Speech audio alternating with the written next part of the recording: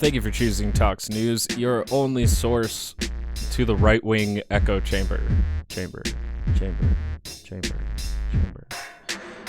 We have breaking news today that is being made rounds around, and I'm sure you've heard of it. The guilty verdict of Derek Chauvin, but in case you missed it, here's a brief clip.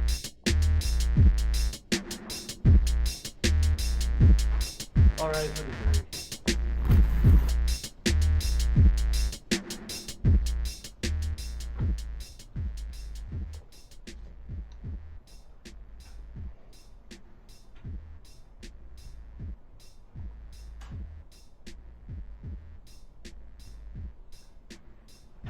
All right, please be seated. Members of the jury, I understand you have a verdict.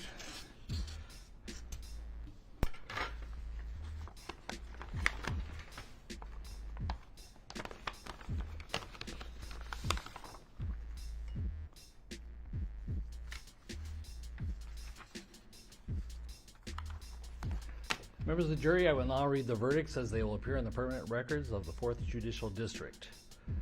State of Minnesota, County of Hennepin, District Court, 4th Judicial District. State of Minnesota Plaintiff versus Derek Michael Chauvin, Defendant.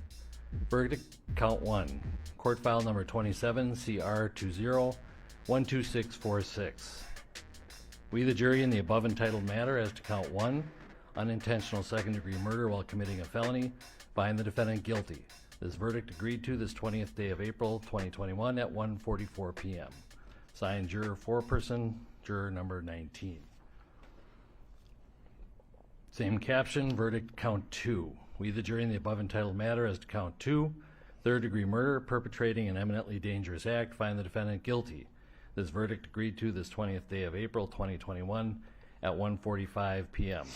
Signed by jury foreperson, juror number 19. Same caption, verdict count 3. We, the jury, in the above entitled matter as to count 3, second-degree manslaughter, culpable negligence, creating an unreasonable risk, find the defendant guilty. This verdict agreed to this 20th day of April 2021 at 1:45 p.m. Jury foreperson 019. Members of the jury, I'm now going to ask you individually if these are your true and correct verdicts. Please respond. Yep. And so it goes. And with that, breaking news just flooded the interwebs everywhere with right-wing takes. And so that's what these segments are going to be today. Forgive me, it may be a bit of a longer episode than usual. We have the big four. We're going to begin with Ben Shapiro at the Daily Wire on his take. And then we're going to get Tucker Carlson's, one of his takes.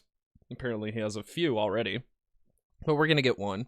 And then we have Sean Hannity with a much longer segment surrounding it, mostly about, the repercussions or consequences of this verdict. And then we have a bit from Tim Pool's podcast, I guess, or his live stream show. I'm not going to play the entirety of that because he didn't clip it, but I think at the beginning he gets into it with his guest, so we'll probably just get a little analysis from that and then dip on out. But before I forget, of course, we begin with the POA. I pledge allegiance to liberty and justice for all. Thank you again for choosing Talks News, where we now dive in deep into the right-wing perspective, hopefully to come out with a much clearer perspective of how to properly react to it and properly maneuver in these uncivilized discourse days. So we shall begin now with Ben Shapiro's take.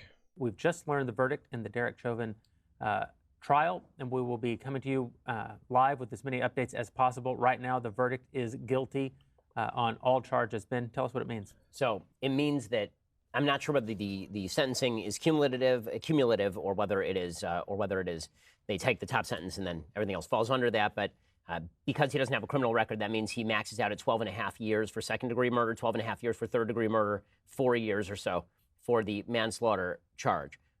It was pretty obvious from how fast the jury came back that it was going to be guilty on all counts. As soon as they said the jury was coming back today, I immediately said to my producers and publicly that it was going to be guilty on all counts, because they were never going to acquit on all counts that quickly. If there had been an acquittal, it would have taken a while to get there.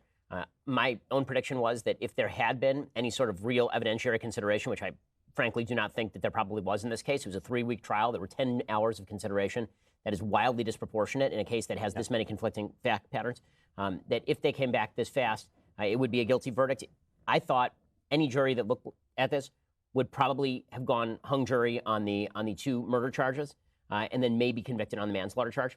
If you were going to get very aggressive, that would have been an aggressive jury. If you were not, Yeah, the very funny thing is that I actually thought that it was going to turn out in the way that Ben Shapiro was imagining here. Is that I thought that the defense was going to convince them that it was merely an accident that Derek Chauvin killed George Floyd, and nothing more than just a lack of awareness on his well-being.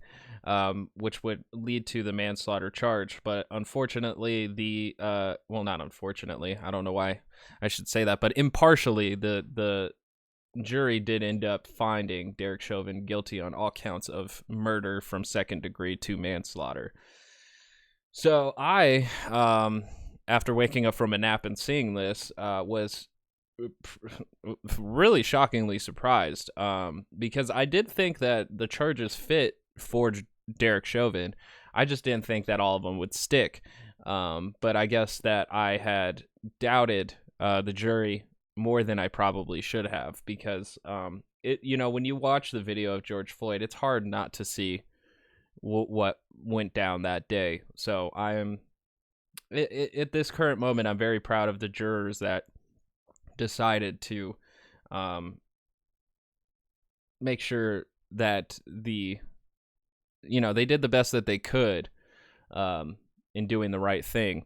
So it is interesting, though, that both me and Ben Shapiro had thought it's probably going to be a manslaughter charge, and then both of us were surprised in the actual outcome. He had the opportunity to notice that they were coming out and that their verdict was on the way, so he got the early indication, like, well, that was quick, so they're probably going to find him guilty. I had no idea it was coming down because I was taking a nap after eating too much food. How spoiled and privileged I am to take a nap from a food coma and wake up to a police officer finally facing accountability. As a statistic that we've gone over before in this podcast is that 98% of excessive force cases against police officers are usually not tried in court or found innocent or no wrongdoing. So it's very interesting here that we have this 2% case happening before the entire nation, but it's still there's a lot of circumstances that make this specific case very special in the way that we still, for those who are searching for accountability amongst police officers, there's still a lot of work to do. We're not going to have a massive accountability wave just because Derek Chauvin, who is a pretty obvious murderer, facing accountability. There's other cases of, gray areas and maneuvering with the state that, people who really want to see authority be held accountable. We have a long road ahead of us. This isn't the end all be all to this movement. So, yeah. Aggressive jury, you would have hung on all 3 counts. And if it had hung on all 3 counts, if it hung at all, then the judge would have instructed them to keep going back in the jury room, trying to beat it out, because the fact is that you need a unanimous verdict for either acquittal or for conviction in Minnesota. The fact that it was unanimous that quickly meant pretty clearly that it was going to be conviction on all charges coming out. We'll have to see whether people who had, spent their nights planning for rioting and looting now actually go home, or whether they go ahead and hit the local Target in celebration, presumably, of the verdict. But I think one thing is pretty clear. For anybody who watched this... I mean, I get that Ben Shapiro doesn't like the protesters or the rioting, but this way of belittling the moment that they have achieved here is, I don't want to just say gross, but it's definitely like a great indicator of Ben Shapiro's character to belittle people who have been hanging on this case, because it has a lot to deal with their community. So I find it very fascinating that he goes in for that low blow right there, with the rioting Target joke. Case closely. I don't know how closely you watched it, Drew or Jeremy. I know, Matt, you watched it really closely. For people who watched this case closely, there are elements here that it's very difficult to make the case, to me, that any rational jury would have, who just looked at the evidence, would have come to the conclusion that beyond a reasonable doubt, Chauvin was guilty of second or third degree murder.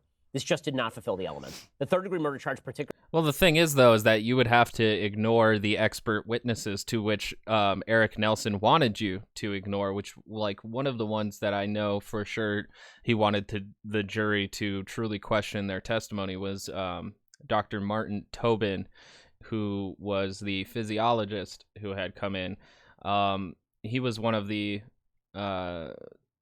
medical, experts that he wanted their account dismissed. And then there was another one, a woman that they had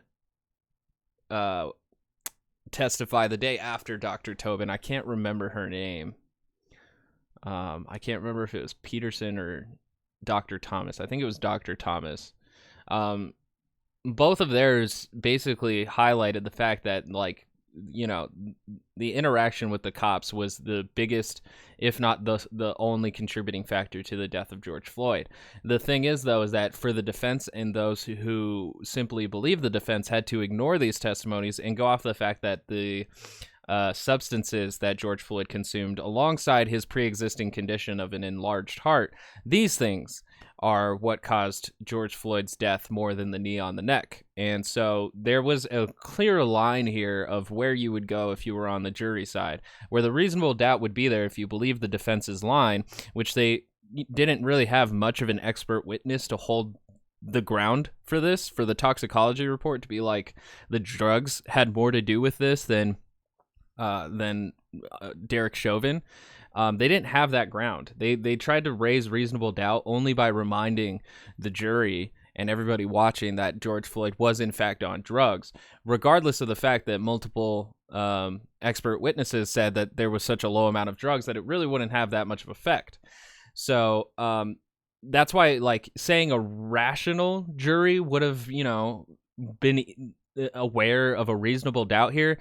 The word rational is doing a lot of work in that sentence in the way that, like, rational would have to then mean that you just believe what Ben Shapiro also believes and what a lot of conservatives seem to believe. And when they covered this in their segments, mainly like Steven Crowder, who did a whole quote unquote recreation, a disgusting display of racism and privilege to recreate George Floyd's death, they really backpacked on the idea that the drugs and his pre-existing conditions are the factors that killed him, not the knee on the neck. So you would have to go with that narrative, that story, and that belief, and ignore testimonies from expert witnesses to reach that rational conclusion, as Ben Shapiro puts it. So it's very unfortunate that, again, they're ignoring a vast amount of evidence that mainly came from the prosecution's witness testimonies when they would ask the questions rather than the defense. They're ignoring all of that. They're ignoring all of that context, and I'm still trying to figure out exactly what we're working with here, what the narrative is going to go from here and now. Ben Shapiro does seem to be focusing on the fact that, like, they had to find him guilty or the whole country was going to be burned to the ground, which is just yet another way to belittle or, kind of talk down the situation of what's truly going on, which Ben Shapiro's really good at. He did it with, like, when GameStop got, shorted, and then the retail apps went out of their way to short, or I guess invest in GameStop, which forced the hedge fund to, lose billions of dollars. He came in to belittle that as well and downplay the effect of that. So it's just very interesting that Ben Shapiro, like, a conservative's bias is so apparent in these kind of situations where it's very obvious that you have to pick a side. And Ben Shapiro's is just making his very clear, very clear. Particularly is absurd on its face. The third-degree murder charge never should have been allowed in the courtroom.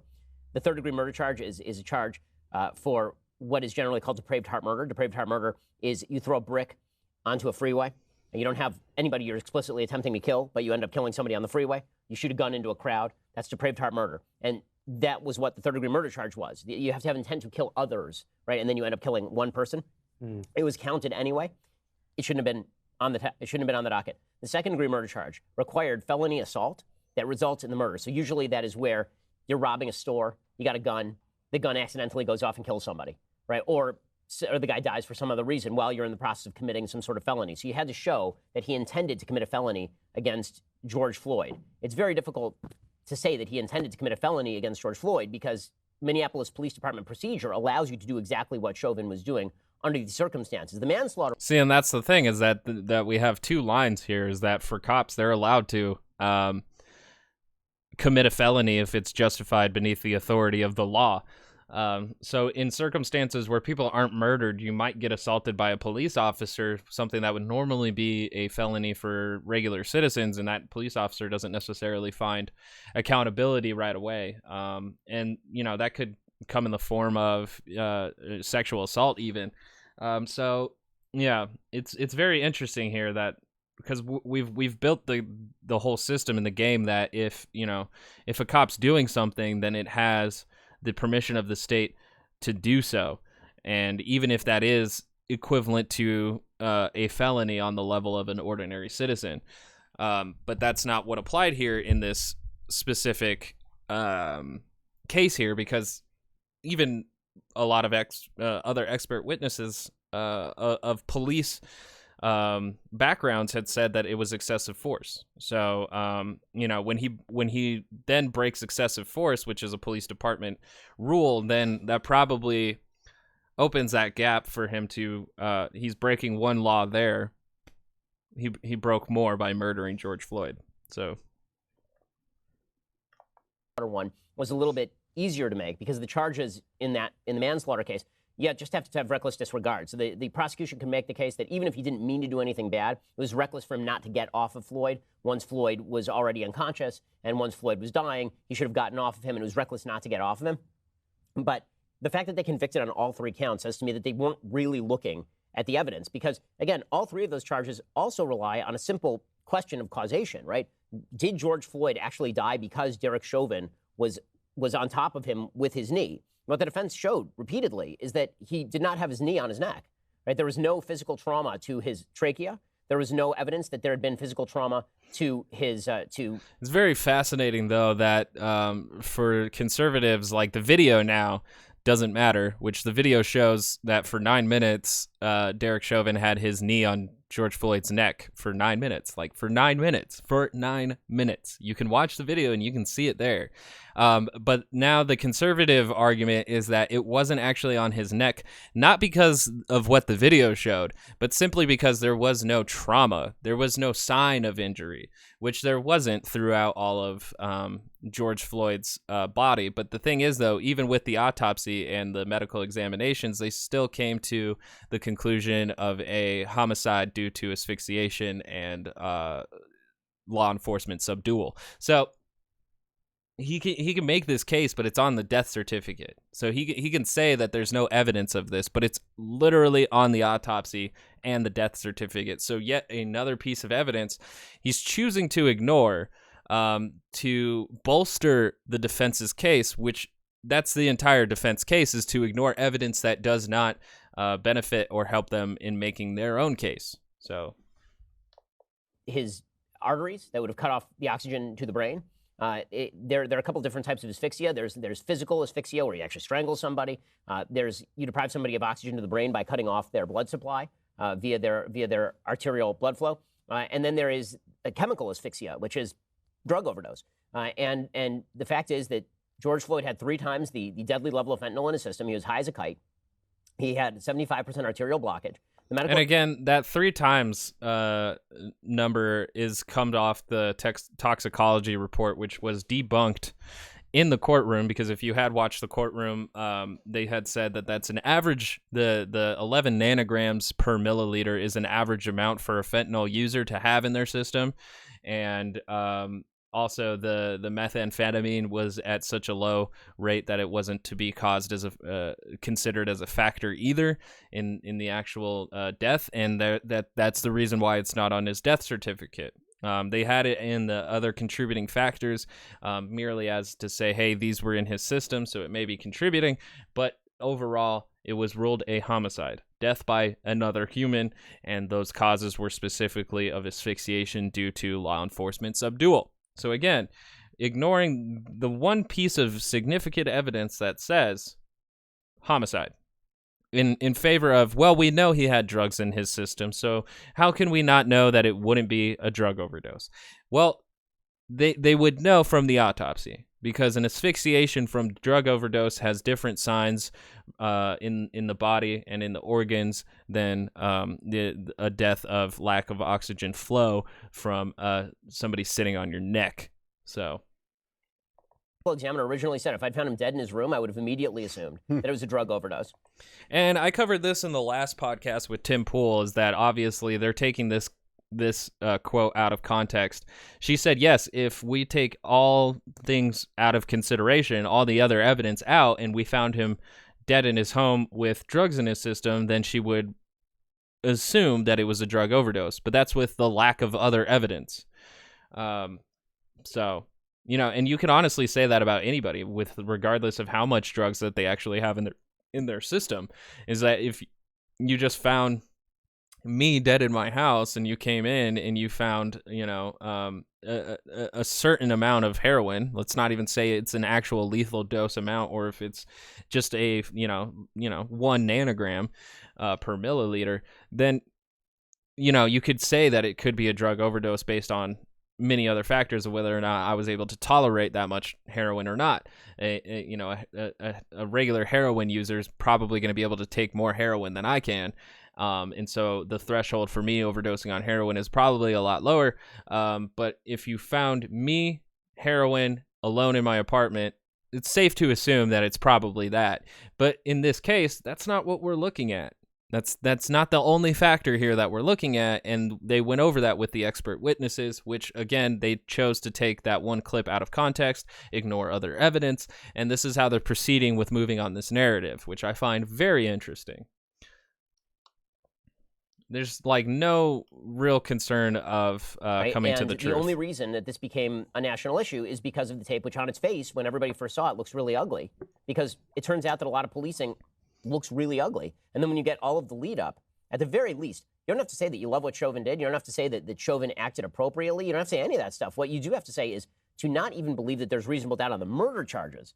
On the murder charges, where you would have to have intent, that suggests to me that this was far less about the actual facts of the case and far more about all of the hubbub surrounding the case.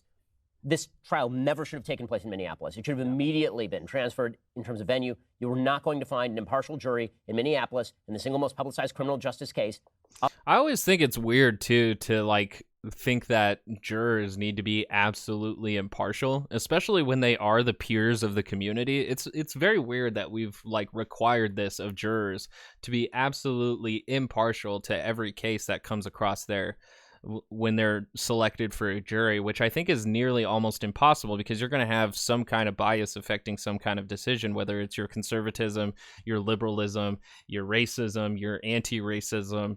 Everybody sits somewhere on these spectrums of all these things, and it's very rare to find a completely impartial human being who doesn't care about racism and who also isn't anti-racist, or vice versa, who doesn't care about anti-racism but is also racist. So it's just it's very weird that we require our juries to be absolutely impartial, especially when it's written, I'm pretty sure, in our constitutions that crimes are supposed to be tried in the city where they take place, unless you committed a crime. If you committed a crime in, let's say, Wisconsin, and you're from Illinois, you're extradited from Illinois to face trial in Wisconsin, because that's where the crime happened, and it's from the peers of the community of that crime who are to be your jury. So I think it's very interesting that we have to have a completely impartial, where rather we should try to find a bit of balance, just at least trying to find, okay, if we have 6 cop sympathizers, then we need 6 people who don't necessarily sympathize with cops, and then they need to sit in the deliberation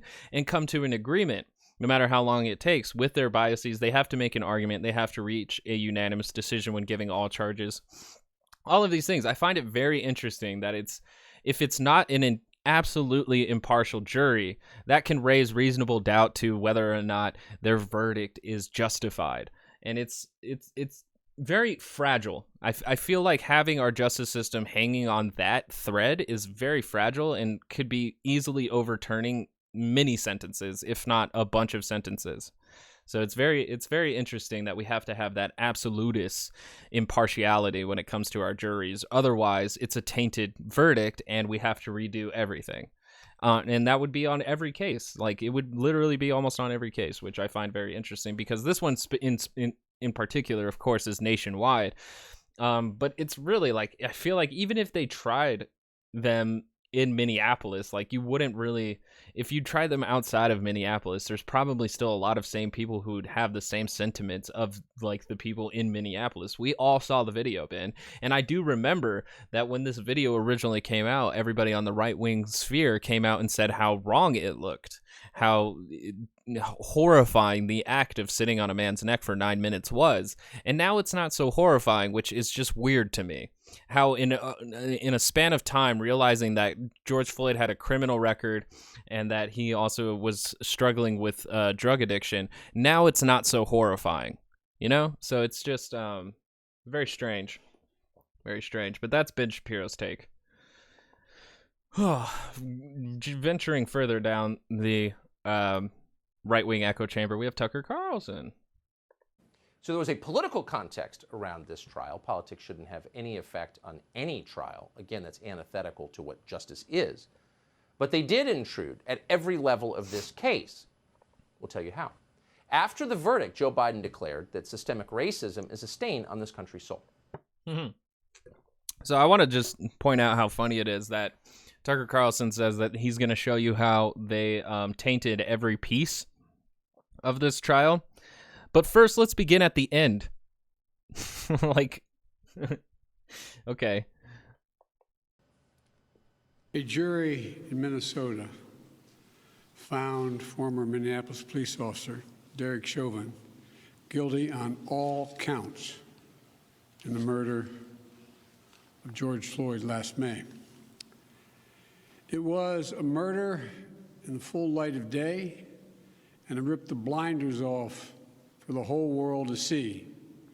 The systemic racism the Vice President just referred to. The systemic racism is a stain on our nation's soul. The knee on the neck of justice for Black Americans. Enough. Enough of this senseless killings. Today's verdict is a step forward. Systemic racism, a term that neither Joe Biden nor anyone else who uses it has ever defined with any precision whatsoever. But more striking is Biden. It's very fascinating that, like, if you can't define a social construct or an abstract idea to Tucker Carlson with absolute clarity, then it just doesn't exist. That's awesome. Biden's posture. You'd think he'd be excited by this. Just this morning, as the jury was still deliberating, the President of the United States said he was praying for a guilty verdict. I'm praying the verdict is the right verdict, which is, I think it's overwhelming in my view. I wouldn't say that unless the jury was sequestered now and not hear me say that. he didn't even say that he was praying for a guilty verdict. And, you know, by saying something as vague as I hope they do the right thing, you know, in a lot of cases it would be pretty obvious that he's just kind of playing both sides. But this case in particular, everybody was pretty certain there's a murder going on. A murder happened. And so, like, you know, I'm not going to say Joe Biden was just pandering, but I do think it was a bit of that, especially with the vagueness. But to say I was praying for the right thing to happen, that's not necessarily coming out and outright saying I want a guilty verdict. Anybody could say that at any point. Like, I don't know, Tucker Carlson has a show tonight, and so I'm going to be praying that the right thing happens. It's incredibly vague, and it can go either way, but of course you can assume my bias by the right thing happening is that the power, for some reason, shuts off, and he has to cancel for the night. But yeah, he said it when they were sequestered, so I doubt that it's, you know, really going to reach word to them that, like, hey, the president really wants you guys to do the right thing here. But yeah, I feel like he was just kind of sharing a sentiment around something that everybody was paying attention to at the time. So I think it's very interesting to demonize and condemn him for it with a very, very milquetoast answer, to be honest with you. But it's very funny that Tucker Carlson just like says, "Oh, he was praying for a guilty verdict, and he's such a bad man for doing so." And Joe Biden gives me this very milquetoast answer of, "I'm praying for them doing the right thing." When was the last time a sitting president weighed in on a jury decision before it was made? Answer: never. I'm not really sure. I'm not too brushed up on history that much, but I'm also not going to assume that Tucker Carlson's right, mainly because I never do. So The White House was asked about this just a few hours later and pretended that Joe Biden hadn't actually said what he actually said. And yet you're doing that right now, too. So I guess Tucker Carlson's reading between the lines. You're not able to clarify what is overwhelming, the evidence, the case presented by the prosecution? We're not going to get ahead of the outcome. I expect when there is a verdict, he will have more to say. The president has talked about the importance of an independent judiciary. Why is it appropriate for him to weigh in on the verdict, even though the jury is secluded? I don't think he would see it as weighing in on the verdict. He was conveying what many people are feeling across the country. Yeah, he was just conveying what many people were. I mean, it's very fascinating that I had the same response that Jen Psaki had. Oh no. I might be a shill. I might be a CIA plant. How would Jen Psaki know what I said? Wait, she said it first. I had no idea that she said it like that. I just think that's like what Joe Biden said was like harmless, virtually harmless, especially in the case that we're looking at, which was a pretty obvious case that like I'm still surprised to this point that like most right-wingers spent their time focusing on the criminalization and demonization of George Floyd rather than looking at the pure evidence of a murder. But the thing is, though, is that conservatives keep arguing for the fact that if they have criminal behavior, cops murdering them does not matter, no matter what the criminal behavior is. And that's what we're rolling with here. So even though everybody thinks the right thing to do is to hold the cop accountable, the president isn't supposed to show that at all. So even for 5 seconds with a milquetoast response in the coming and goings of while they're sequestered. So it's very, very interesting, the conservative output on this, but I'm genuinely curious on where the rest of this narrative is really going to go. Feeling. He wasn't weighing in as the single most powerful man in the world on a jury verdict that hadn't been reached yet. He didn't say what you saw him say. If that sounds like a familiar defense, it's exactly what Maxine Waters and her defenders throughout Washington are using today after Waters threatened the jury with violence if it didn't find a guilty verdict. We've got to not only stay in the street, but we've got to fight for justice. But I am very hopeful, and I hope that we're going to get a verdict that will say guilty, guilty, guilty. I don't know whether it's in the first degree, but as far as I'm concerned, it's first degree murder. Well, we got to stay on the street, and we've got to get more active. We've got to get more confrontational. We've got to make sure that they know that we mean business. So there's a reason police were all over the streets in cities across the country last night, and it's the threat of violence. And Maxine Waters threatened violence before the jury had even begun to consider the facts of the case. That's so far over the line that we read some Democrats were shocked by it, and yet no one condemned it. That includes the president, and it includes the most powerful people in the Democratic Party. It's a little frustrating since January 6th, since like a widespread narrative around a stolen election led to the insurrection of our capital, a failed insurrection nonetheless, that like now advocating for direct action is immediately insurrectionist talk or violent rhetoric. It's the unfortunate side effect that we've gotten from Donald Trump now is that any kind of advocation for change, even if a lot of the language is metaphorical, yet empowering, that language is now seen as inciting in the same way that Donald Trump incited his supporters to storm the Capitol. The only thing is that the difference that I can mark here is that most people are fighting for reform.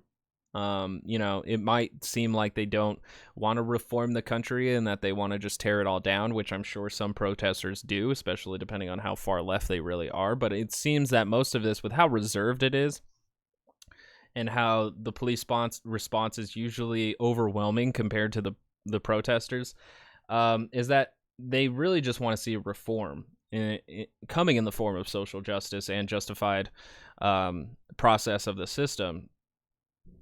So it just sucks now that we've reached a point where advocacy for direct action is the same as inciting for conservatives, which benefits them greatly because then they can easily demonize any left-wing movement that is related to direct action.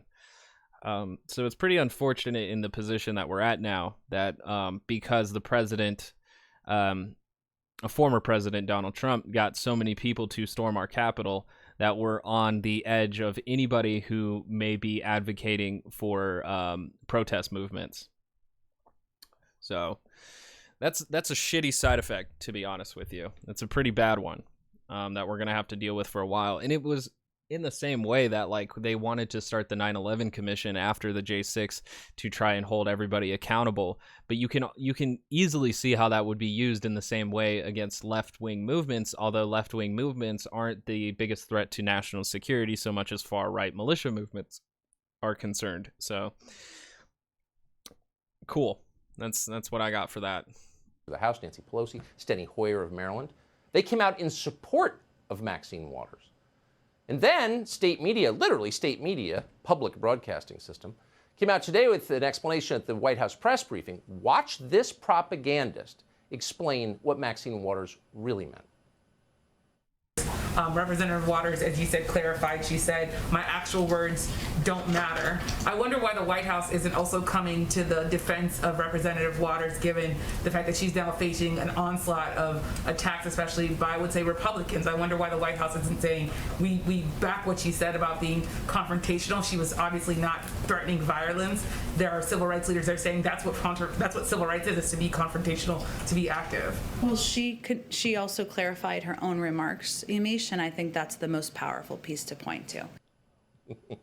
That lady works for you. She literally works for public television, and there she is ardently flacking for lunatic Maxine Waters at the White House press briefing. Oh, it's all normal. Don't worry. It's always been this way. It hasn't always been this way. And our leaders haven't always talked like they're seized by religious fervor. Here was the Speaker of the House today thanking George Floyd because he died in order to make the Democratic Party more powerful.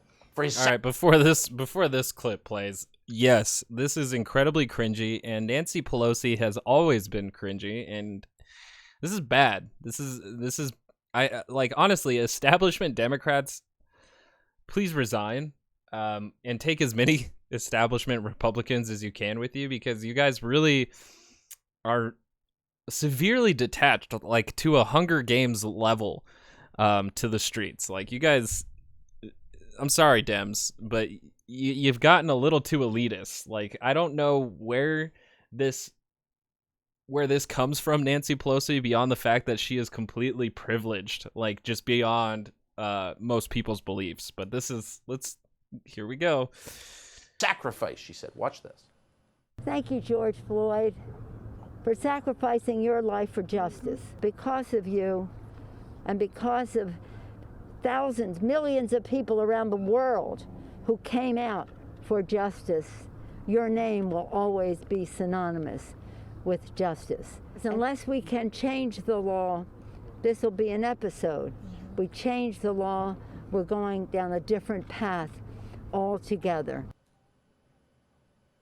So the guy dies on the sidewalk, and here this lady comes out and politicizes it so completely that he becomes sort of Democratic Party saint. Thank you for your sacrifice. This is grotesque. It's a cult, obviously. Yeah, that's funny. He uses literally like everything that the establishment Democrat media used against Donald Trump and flipped it on its head with this one verdict. The fact that like Maxine Waters is inciting insurrections. That the left operates like a cult, even though there's not necessarily a demagogue around it. And just because Nancy Pelosi says something it's like immediately representative of everybody in the Democratic Party or what they call leftists. So it's very fascinating. I really wish Nancy Pelosi did not say what she said, because George Floyd did not sacrifice himself for the justice system. That's a really grotesque reappropriation of his death. I don't like that at all. I would thank the protesters for ensuring that there was felt pressure that the right thing needed to be done in this case. But I guess if she had done that, then Tucker Carlson would have said, well, look at her. She's siding with the rioters and the people who want to destroy this country. What a cult. So, no matter what, damned if you do, damned if you don't. So, speaking of Democrat cult, we're going to get Sean Hannity's perspective, because the right-wing echo chamber is deep on this one. Everybody's commenting on this case. So let's go. Minneapolis, other cities, New York City, preparing for potential unrest at this hour.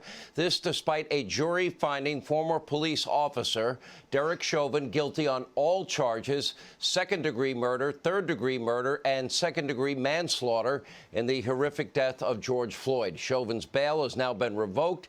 He is in jail tonight, with sentencing to take place 8 weeks from now. And tonight he is facing the likelihood of decades behind bars. The video evidence in this case, it was substantial, it was overwhelming, and it was appalling. The jury arrived with their verdict less than 24 hours after being handed the case. Not a single question asked by the jury to the judge. For 9 minutes and 29 seconds, then Officer Chauvin shoved his knee into the neck of George Floyd, who was handcuffed and on the ground. And Chauvin continued to apply pressure to Floyd's neck.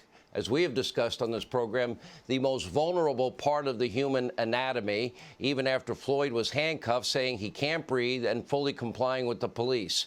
The crowd that had gathered urged the officer to please stop. The knee stayed on George Floyd's neck even after he went unconscious, and the chief of police testified at this trial. This is not what officers are trained to do. So let me be clear. This is in no way an indictment of all police officers. This is a guilty verdict for one police officer.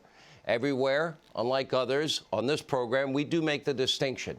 We talk about the 99% of good police officers that risk their lives daily to protect and serve their communities. They have a very hard job, and it's getting harder every day. We made that distinction often when we exposed the deep state, corruption at the highest levels of the FBI. The deep state.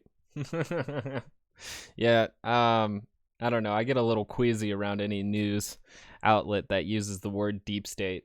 But I also find it fascinating that he has to highlight that 99% of police are good cops, which citation needed.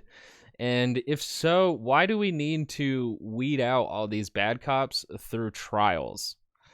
So I just find it very interesting that these 99% of good cops are pretty silent on that 1% of bad cops. The 1%, not the 99% that do their jobs honorably in the FBI.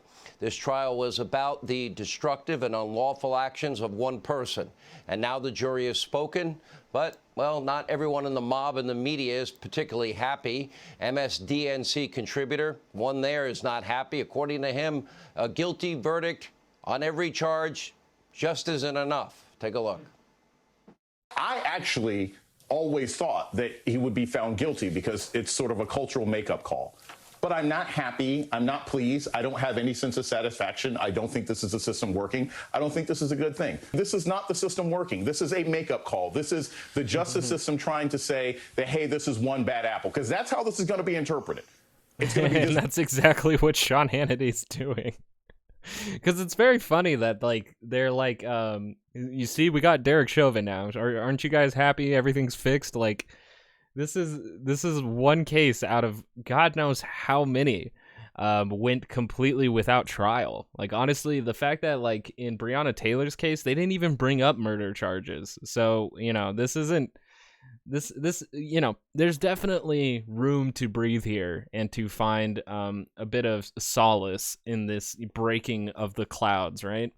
But for the most part, we're still dealing with the same exact system that has 98% of cops who use excessive force not facing any accountability for that whatsoever. So while this is a moment to celebrate the accountability of authority, it doesn't mean that the whole entire battle for accountability of authority has been won.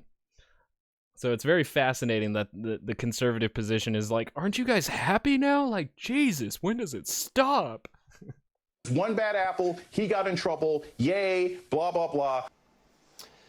Reckless, irresponsible rhetoric, but predictable. The jury found that the officer was guilty on every single charge. According to Johnson, only a radical reform will bring about true justice. Will radical reform defund the police, dismantle the entire police, dismantle our entire system? How do you think that's going to work out in the end? Congresswoman Ocasio. It's very fascinating, too, that I feel like I bring this up all the time, but like conservatives are just afraid of the R word and the S word. And so like radical and socialist are just these two words that are like immediate hot buttons, like immediate taboo initiated. It's very funny to me. Like as soon as they hear the word radical, they're like, oh no, I have to oppose that. When radical just merely means big change, it's a word, a harmless word that exists in the dictionary. I'm saying it now and you're still alive. It's a word that means that we have to do something bigger than what we've done before. And that means a lot because since the 90s, at least since Rodney King, they've talked about police reform. And since the 90s of Rodney King, we got George Floyd, Breonna Taylor, Elijah McClain, Tamir Rice, Philando Castile, say their names. So, like, obviously, the incremental reforms that we've been doing since Rodney King have not been enough. So we need something more, dare I say it, radical. And that's not something to be afraid of. Like, that means that we're heading into territory that, most Americans should be proud of, which is innovation, experimentation, trying to figure out how we can have a society with much more peaceful law and order than just the law and order we've been dealing with. So it's very fascinating. As soon as that word comes out, they're like, oh, God. No, Ocasio-Cortez, not the leader radical of the, quote, squad, she agrees. She would also like to use Floyd's death to achieve her radical ideas, like disarming police during traffic stops. Will somebody maybe please It's really funny how, like, disarming police is a radical idea when Western countries have that pretty normalized. Just like how, like, universal healthcare is radical, even though other developed nations have it. It's so funny. It's so funny. Anything that's too different from what we've been doing is way too radical. And that's just like, it's in their name. Conservative. Conserve power. Hold on to it. Don't change it. Conserve it. This week, the tape was released of a, quote, routine traffic stop, and that New Mexico officer was shot dead. Maybe send it to the Congresswoman. Take a look. It's not justice. And I'll explain to you why it's not justice. It's not justice because justice is George Floyd going home tonight to be with his family. Justice is Adam Toledo getting tucked in by his mom tonight. Justice is when you're pulled over, there not being a gun that's part of that interaction because you have a headlight out. Remember Congresswoman Ocasio-Cortez, a few other radical members of Congress? They're the ones in charge of this Democratic Socialist Party, the Green New Deal. It's not Joe Biden. I don't even know if he knows what day it is. He gets blown over by the wind on any given day, we're told. It's certainly not Kamala Harris, apparently also got blown over by the wind today. And it's not Nancy Pelosi or Chuck Schumer. Nancy Pelosi is Speaker in name only. Now, Biden, Schumer, Pelosi, they follow the squad's agenda. So it's no surprise that just moments ago, Joe Biden echoed Congresswoman. If they followed the squad's agenda, we would be so much closer to getting the Green New Deal, like a lot closer than we actually are. And if they were really following their agenda, I'm pretty sure that $15 minimum wage would have passed in the COVID relief bill. So, and how come it wasn't a part of the American Job Rescue Plan? Huh? Huh?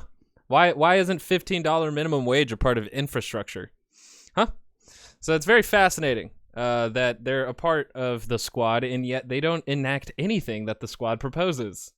Ocasio-Cortez vowed for changes for America, but that's not all. Biden also called on Americans to protest with purpose. What did he mean here? Take a look. The murder of George Floyd launched a summer of protest we hadn't seen since the civil rights era in the 60s.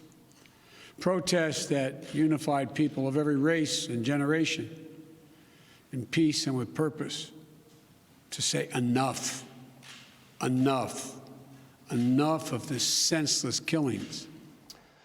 Protest with a purpose. Is that what happened last summer, Joe, when you didn't have the courage to speak out against the violent riots that were taking place on a nightly basis all over the country?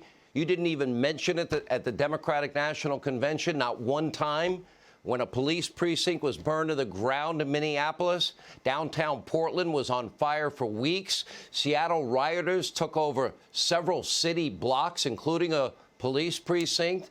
Multiple young people were murdered during that so-called Summer of Love, Chaz Chop, Autonomous Zone, Spaghetti Potluck Dinner Zone. And yeah, it was last summer was an incredible shitstorm, but imagine like if, you know, we had held Derek Chauvin accountable for his actions a lot sooner. You know, if it wasn't hanging in the air that a cop could be immune to murder charges, if that wasn't hanging in the air for over a year, imagine if we were much more swifter with our justice and accountability, how much of that actually could have been avoided. And how much, too, that, like, we had a president who added fuel to the fire of the flames. So, like, it's just marvelous that we're of course all of these things happen. Indubitably they did, but they didn't happen in a vacuum, Sean Hannity, and they didn't happen with like no context or no reason. It was a shitty year, and a lot contributed to that. Not only the fact of George Floyd being murdered, but also the COVID response, a president who was so fascist that we could feel it encroaching on our in our very bones. So it's just it was a very difficult summer, and we're not showing any solidarity whatsoever coming from Fox News. So that's good. That's good. We're just, you know, anybody who took part in the protest last year and who is satisfied with this verdict are all a bunch of demons, apparently. And then you chose Kamala Harris, a person who promoted the bail fund to get rioters out of jail in Minneapolis. Remember, during the height of the violence, she said, quote, "They're not going to stop." And everyone, you beware, because they're not going to stop. They're not going to stop before Election Day in November. They're not going to stop after Election Day. And everyone should take note of that on both levels. They're not going to let up, and they should not, and we should not. Well, now we're facing another, summer of violence? But instead of calming tensions and calling for justice, Biden is pouring, fuel on the fire. On multiple occasions, he said that America is slipping back into Jim Crow, calling the Georgia voting law bill Jim. That's wonderful. That's honestly wonderful. That fuel on the fire. Like, Sean Hannity is more concerned about the president calling out racism than actual racism. That's the position that Fox News is going with right now. Wow, Sean. I'm actually so blown away. Like, it's subtle, but not subtle enough. Like, that you're obviously more concerned with people calling out racism or injustice than you are the injustice and the racism. That's amazing. Jim Crow 2.0 or Jim Crow in the 21st century, which, by the way, the voting law in Georgia is there's far more access for every person in Georgia than his home state of Delaware, the one he called the slave state. As a matter of fact, for 50 years, he never lifted a finger to make voting more accessible in the state of Delaware. 17 days early in-person voting. I don't know.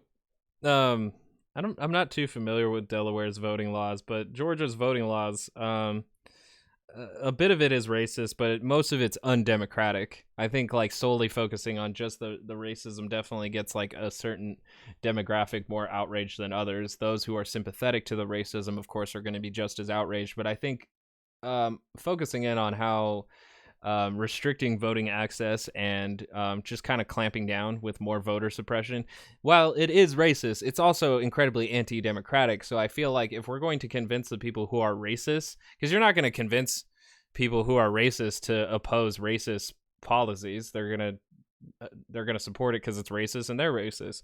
So rather than that, focus in on how it might be, because it's still racist. I don't think we should fuck around with these reductionisms where if I say it's just anti-democratic that we should ignore the racism part.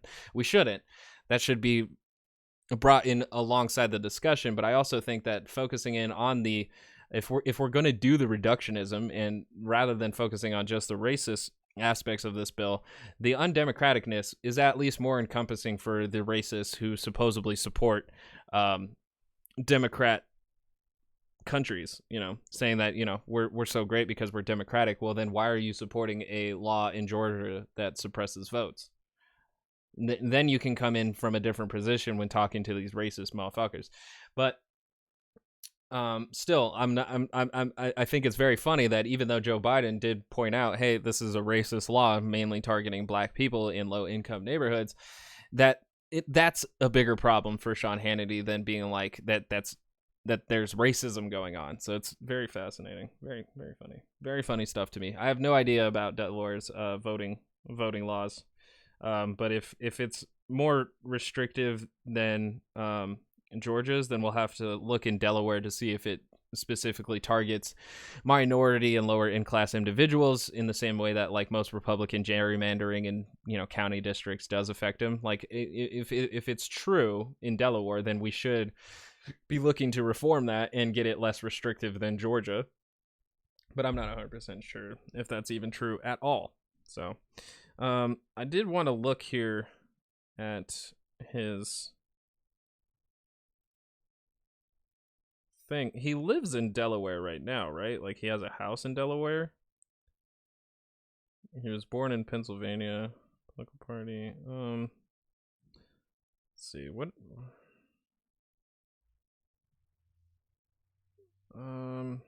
Early life. U.S. Senate. Swore Biden and.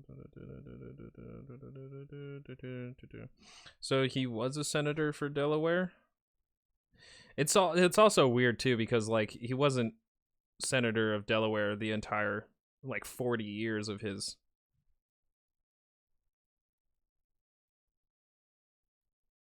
career, I don't think.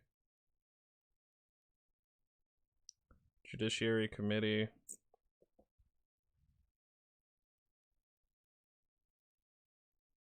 Jesus. He was elected in 1972 and then re-elected in 78, 84, 90, 96, 2002 and 2008.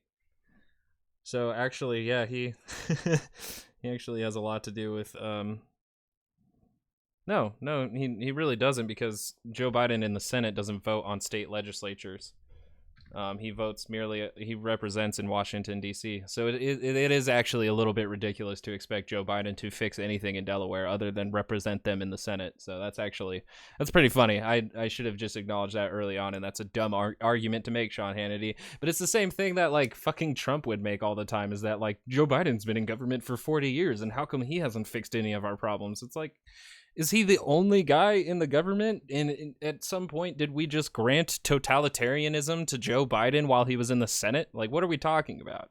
So it's the same argument. It's the same one. I don't know why I'm that's dumb. We need to move on. We need to move.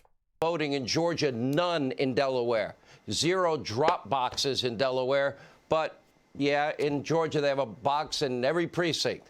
And by the way, both states require voter ID. So they limited the amount of drop boxes in Georgia. So just because there's one per county doesn't mean that's really accessible to everybody in the county, especially if you're reducing the amount that were originally in those counties. So that would be considered, you guessed it, voter suppression. Reducing the amount of voter drop boxes in a county is voter suppression. That's That's it. That's that. And if Delaware is truly in this position, then I hope the citizens of Delaware are well aware of this and move and pressure their politicians to have better voting laws. We're not going to hold Joe Biden accountable for this just because he's a mouthpiece to the Georgia law, which of course the Georgia law is trending politically. It's in everybody's consciousness, but it's so brazen in the things that it wanted to do. So like, this is a dumb argument. Let's move. How's that Jim Crow 2.0?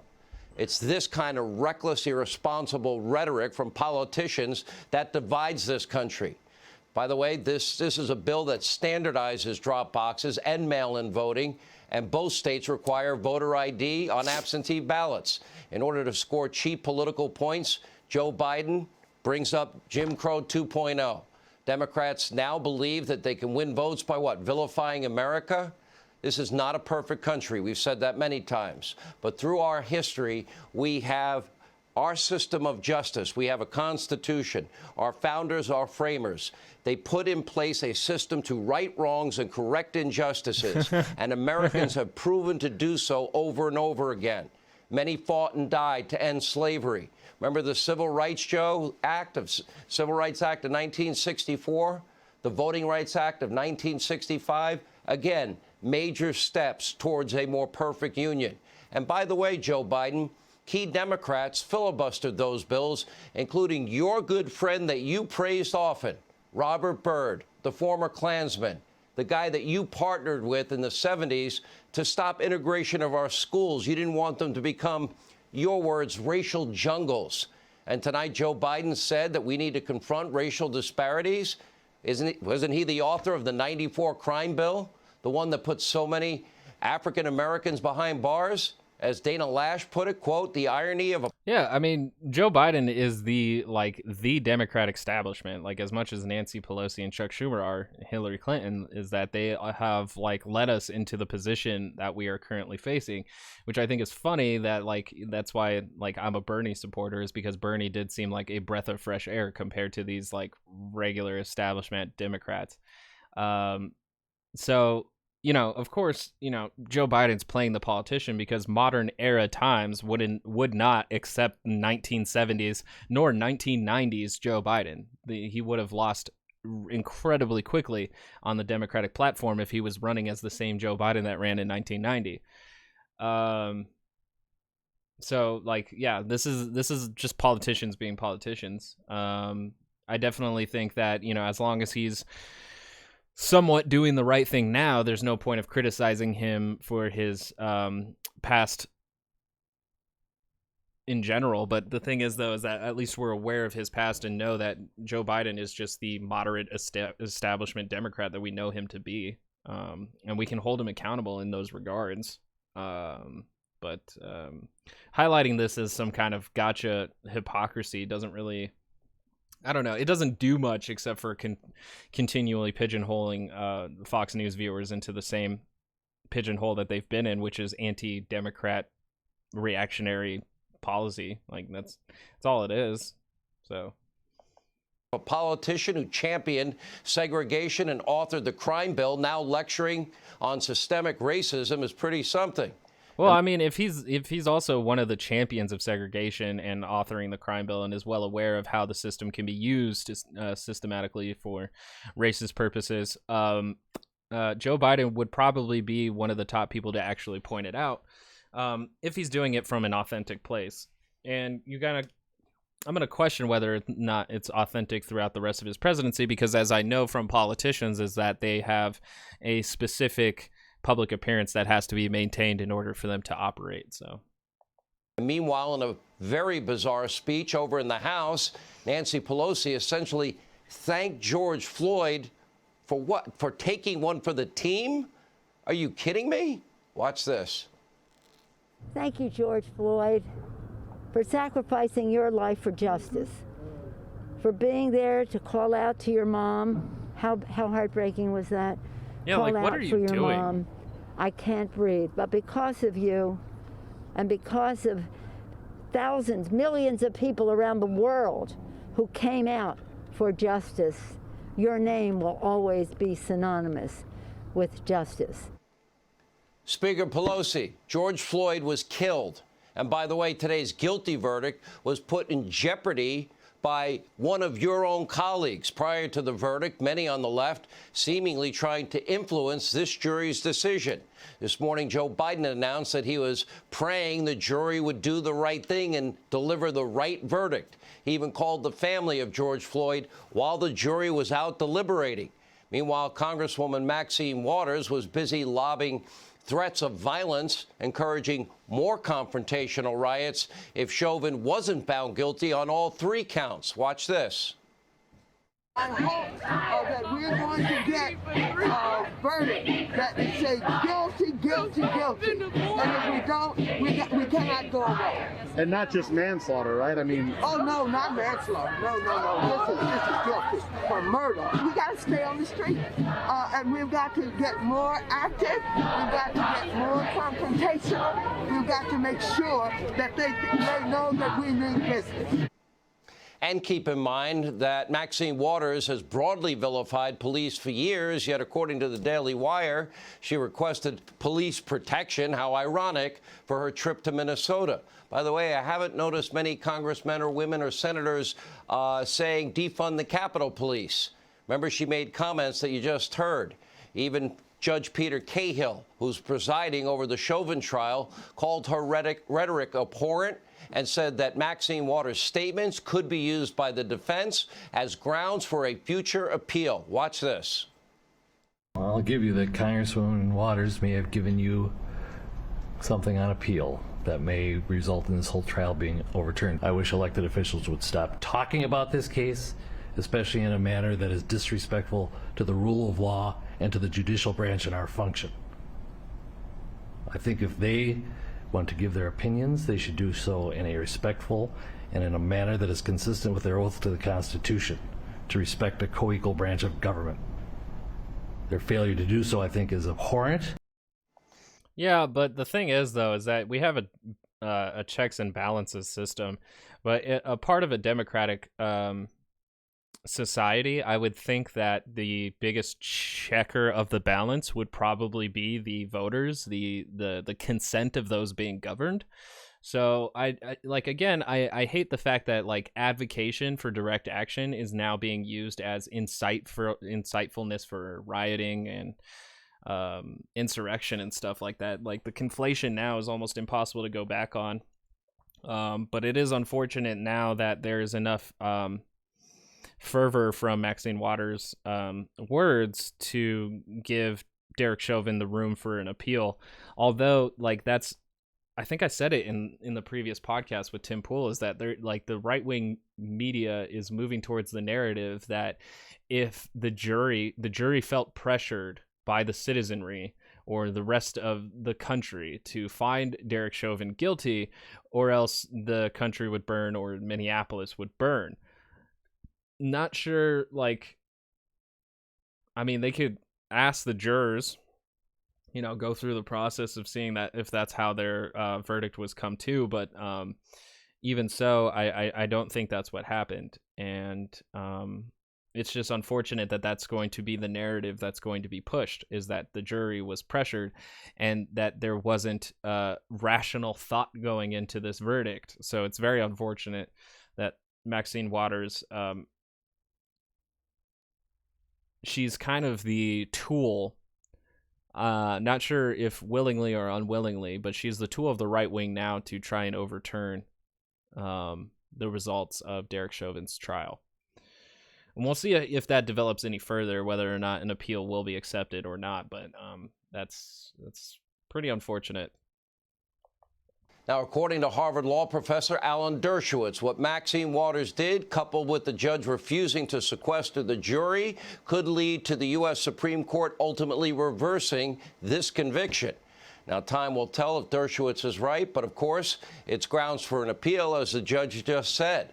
A sitting member of Congress calling on people to take to the streets and get confrontational if she didn't get her desired verdict.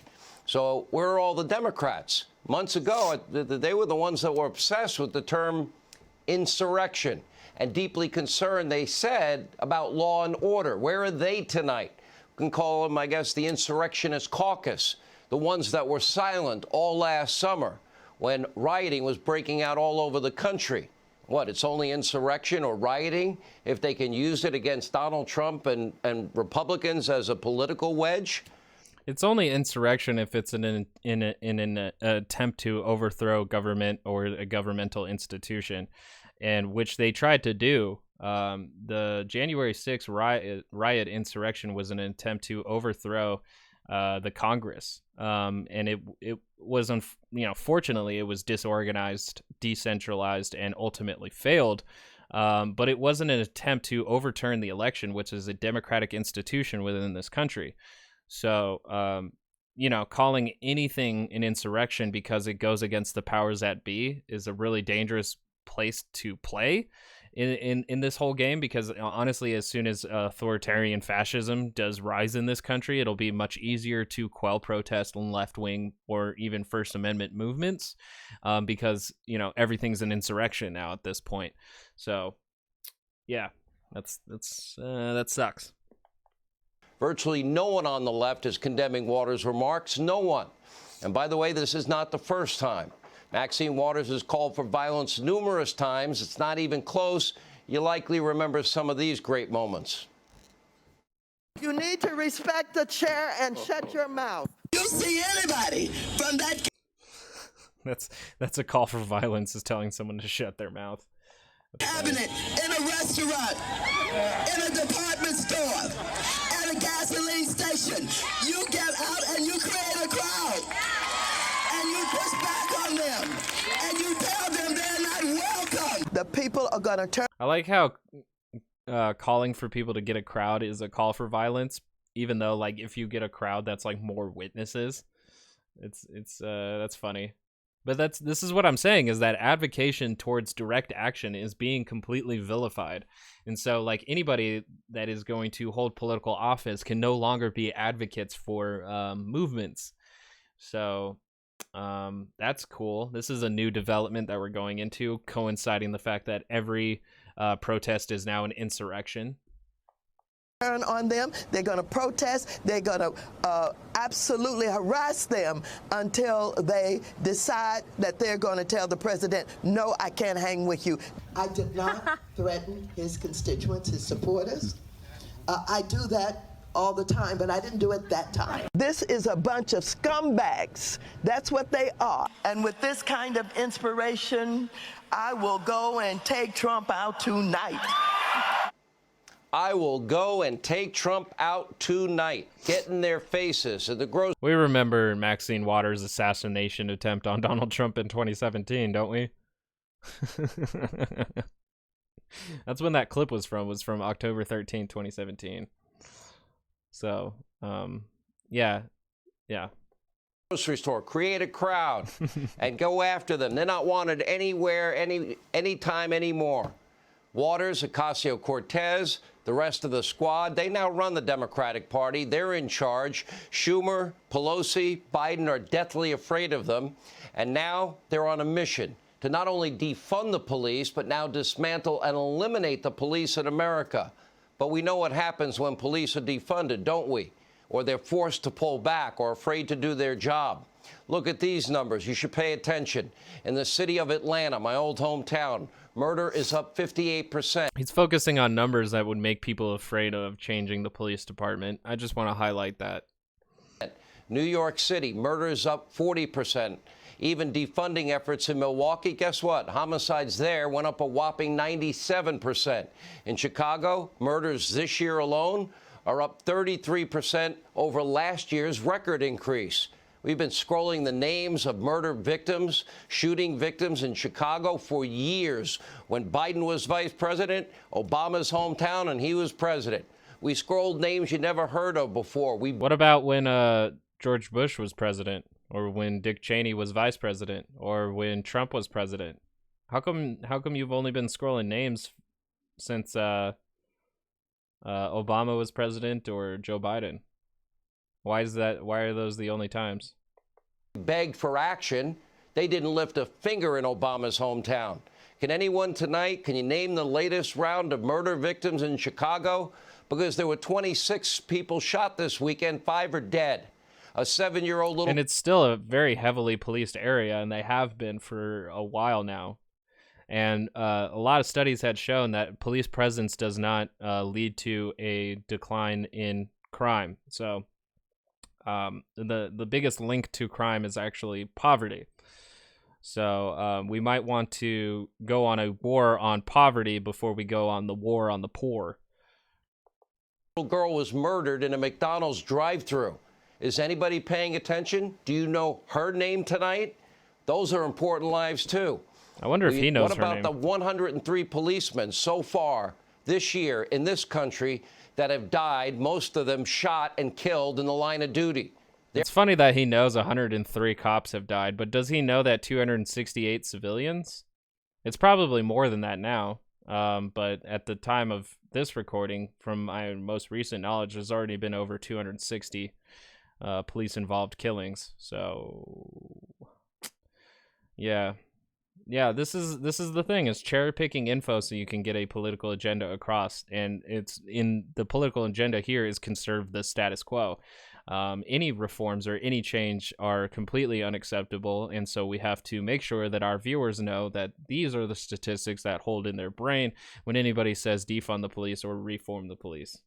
Their lives matter too. Their families' lives matter. Make no mistake, when police are vilified, when they are defunded, when they're severely restricted, when they're dismantled, every American will suffer. That won't end well. We'll monitor the situation on the ground in Minneapolis all night. Yeah. Yep. So, per usual, if we change anything or, if America tries something new, then we're at total risk of failing and we're going to destroy ourselves. If we destroy the police departments, we destroy America as we know it. So that's like what do you do with that? Honestly, besides just constantly living in fear of anything changing. It's crazy. Now for the final piece, de la résistance. I'm not going to play the whole thing because it's just a segment from Tim Pool's podcast or video stream or whatever. So I'm only going to play a little bit, and that's going to be it. We're going to be through the echo chamber.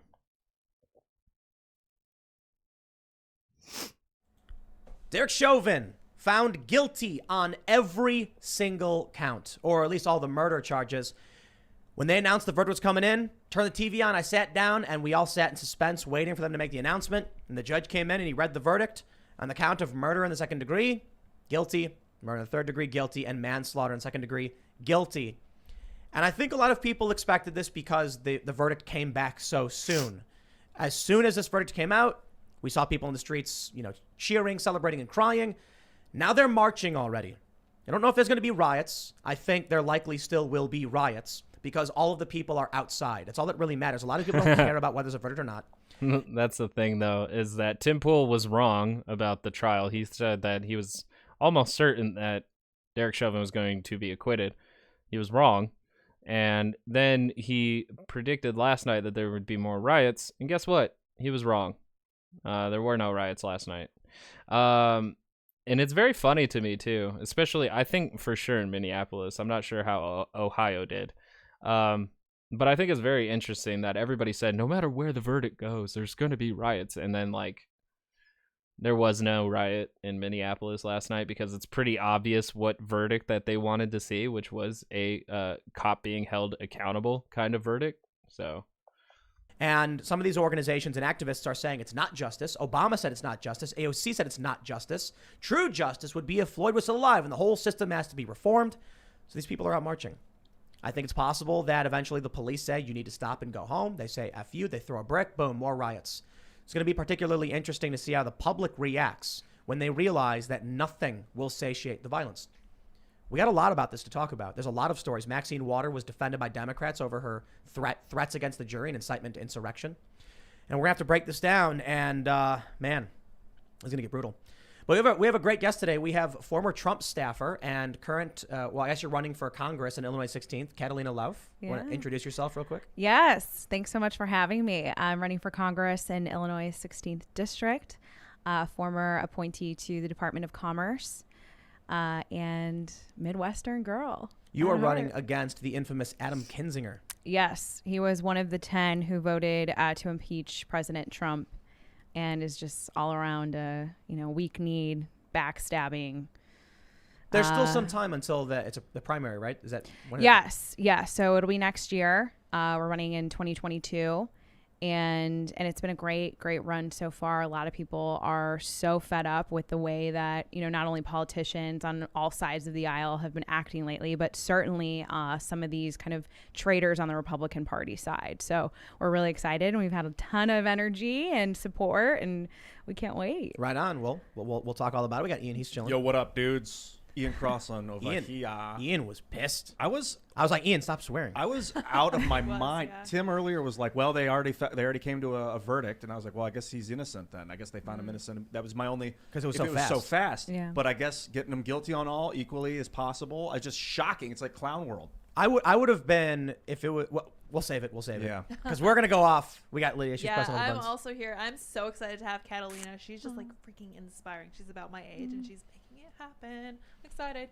All right, before we get into the big story, we have a sponsor. Down, still lock your doors and window. VPN for only all discounts are guaranteed on your channel. VPN, check them out. Again, a bonus segment coming up after this show. Comes and goes in waves. So we set this up in the event. Keep the intro to a minimum, because we are about to go off on this. Jury finds Derek Chauvin guilty of murder. No swearing. No swearing. I couldn't believe it. No, I could believe it. I absolutely could believe it. The jury was threatened. Maxine Waters threatened the jury. The rioters threatened the jury. And there are left-wing journalists right now saying the only reason we got this verdict is because we spent months out in the streets. And I'm like, they're even admitting it. It was the threat of violence and destruction that resulted in the jury saying Derek Chauvin should go to prison. What did I say? I've said this since Tim Pool's. I've said this since the last video that I did on Tim Pool. This is the narrative that they're going with. Oh man, it's getting too clear for me now. I watched too much of this stuff. On second-degree murder. Now, I want to be fair.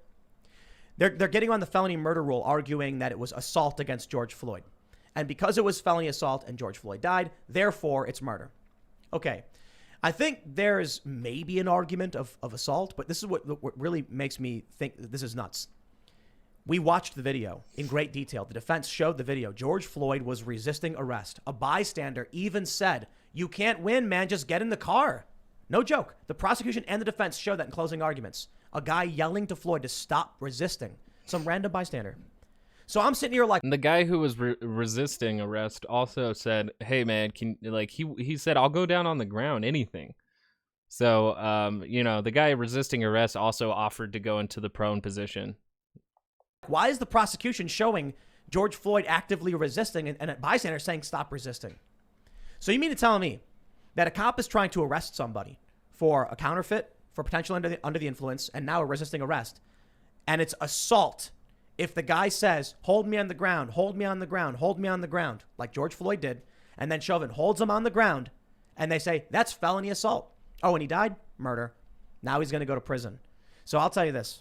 I'm not a big fan. I'm not interested. You have to acknowledge, too, though, that the prone position or the maximum restraint move that Derek Chauvin used on George Floyd was not a part of Minneapolis Police Department training. So that has to be acknowledged. And it also has to be acknowledged that even using the maximum restraint position, Derek Chauvin did not have his knee in the correct position. He had it on his neck when it was supposed to be at the base of his neck between his shoulder blades. So that can be easily considered as assault. In defending the state or police institutions as a whole. My interest is in the individual Derek Chauvin and his rights. And I'm not happy that, about what happened to George Floyd, but I will tell you, if you got a problem with the state and the system and the policing, take it up with the state, the system, and the policing. But now, you know what happened? The state literally won. It was the state of Minnesota versus Derek Chauvin. And the state won their case. Why? Because leftists, extremists, activists went out, burned down their city. Leftist journalists are the ones saying this. They're being on the ground and engaging in these activities resulted in this verdict. Maxine Waters making these threats. And so I don't think you can keep making these cases either, because even in Michael Brown's case, the jury didn't feel pressured to acquit the officer who did get acquitted for Michael Brown's killing. They were found innocent. Protest proceeded. I mean, it's happened many times, like even in Breonna Taylor's case, where they, came out with the fact that the grand jury wasn't even presented with a murder charge.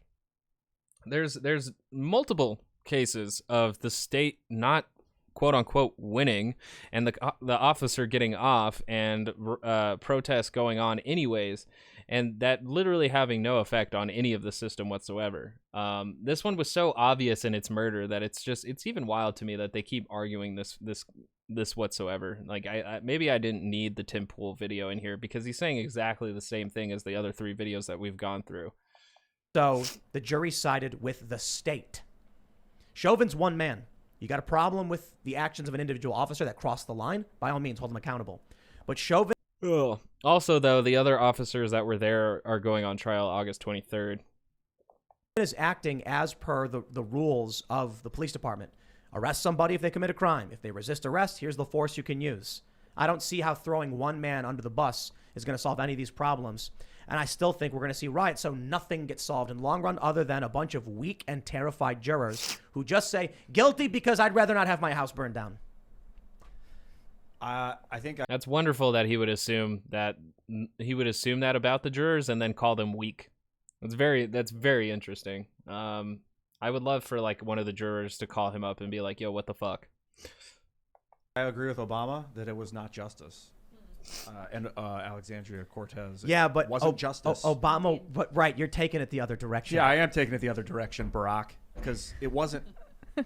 Barack Obama said true justice is about much more than a single verdict. AOC said this is not justice because they need to keep the grift going. They need to always be angry. Well, think about everything that led up to. Yes and no, but the system needs to change. Like that's the true justice. The true outcome of all of this is for the system to change, not for one cop to face accountability out of hundreds of thousands. So that's dumb. To all of this, I mean, even when you look at the riots and all this, when you have people that are not firm on people going to jail. I mean, we saw massive amounts of damage, millions of dollars. This was obviously incredibly politicized. And then to your point about Maxine Waters, when you have all of these kind of tectonic plates almost building up this pressure and then ultimately have, the media on talking about this and being in favor of the way it should go, quote unquote.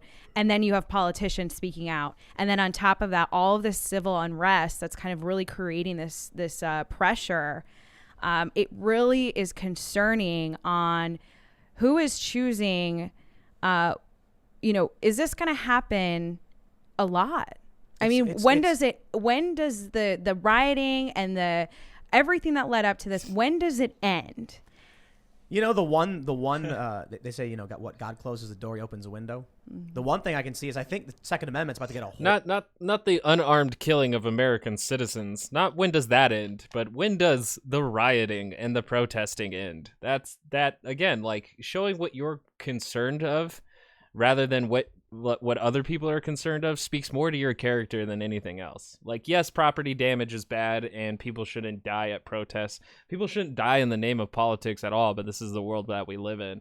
But to be more concerned about the protests and the left-wing movements than actual deaths of American citizens at the hand of our law enforcement speaks more volumes of your character than actual character of this country. The protests and the rioting will stop when cops stop unjustifiably being the executioner in our streets. That's a good marker for me. I don't know about everybody else, but when cops stop feeling like they're immune to consequences, thus killing people rather than having them go to court, I would say we might see a bit more peace going on then. Whole lot stronger. But I still do think it's very fascinating that everybody's just like, you got Derek Chauvin found guilty. Why are you still pissed off? Yeah, it's dumb. It's dumb because like that doesn't change the system. The system has not changed. Like qualified immunity is barely being put on the chopping block underneath the George Floyd Policing Act. So yeah, we have a long way to go still with holding cops accountable. And you know, we gave them body cam footage. Why aren't they satisfied now? And you know, we got George Floyd's murderer behind bars. Why aren't they satisfied now? It's like you got one. It's not enough. It's not enough. It's literally not enough. As long as people keep dying at the hands of police, which multiple people have already died from police this year, and you know, several of them white, several of them black. It's a problem, and it needs to be fixed. If these people are going to go out and riot, I really don't see why they would not. Because you have the Dante Wright incident as well. So they're not going to be satisfied with just this. I think it would have been way worse.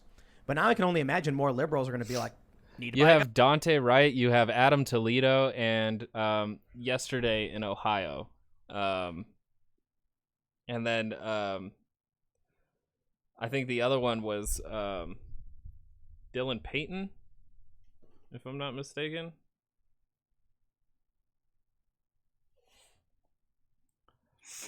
No, it's not Dylan Payton. Well, I'll get his name in a second.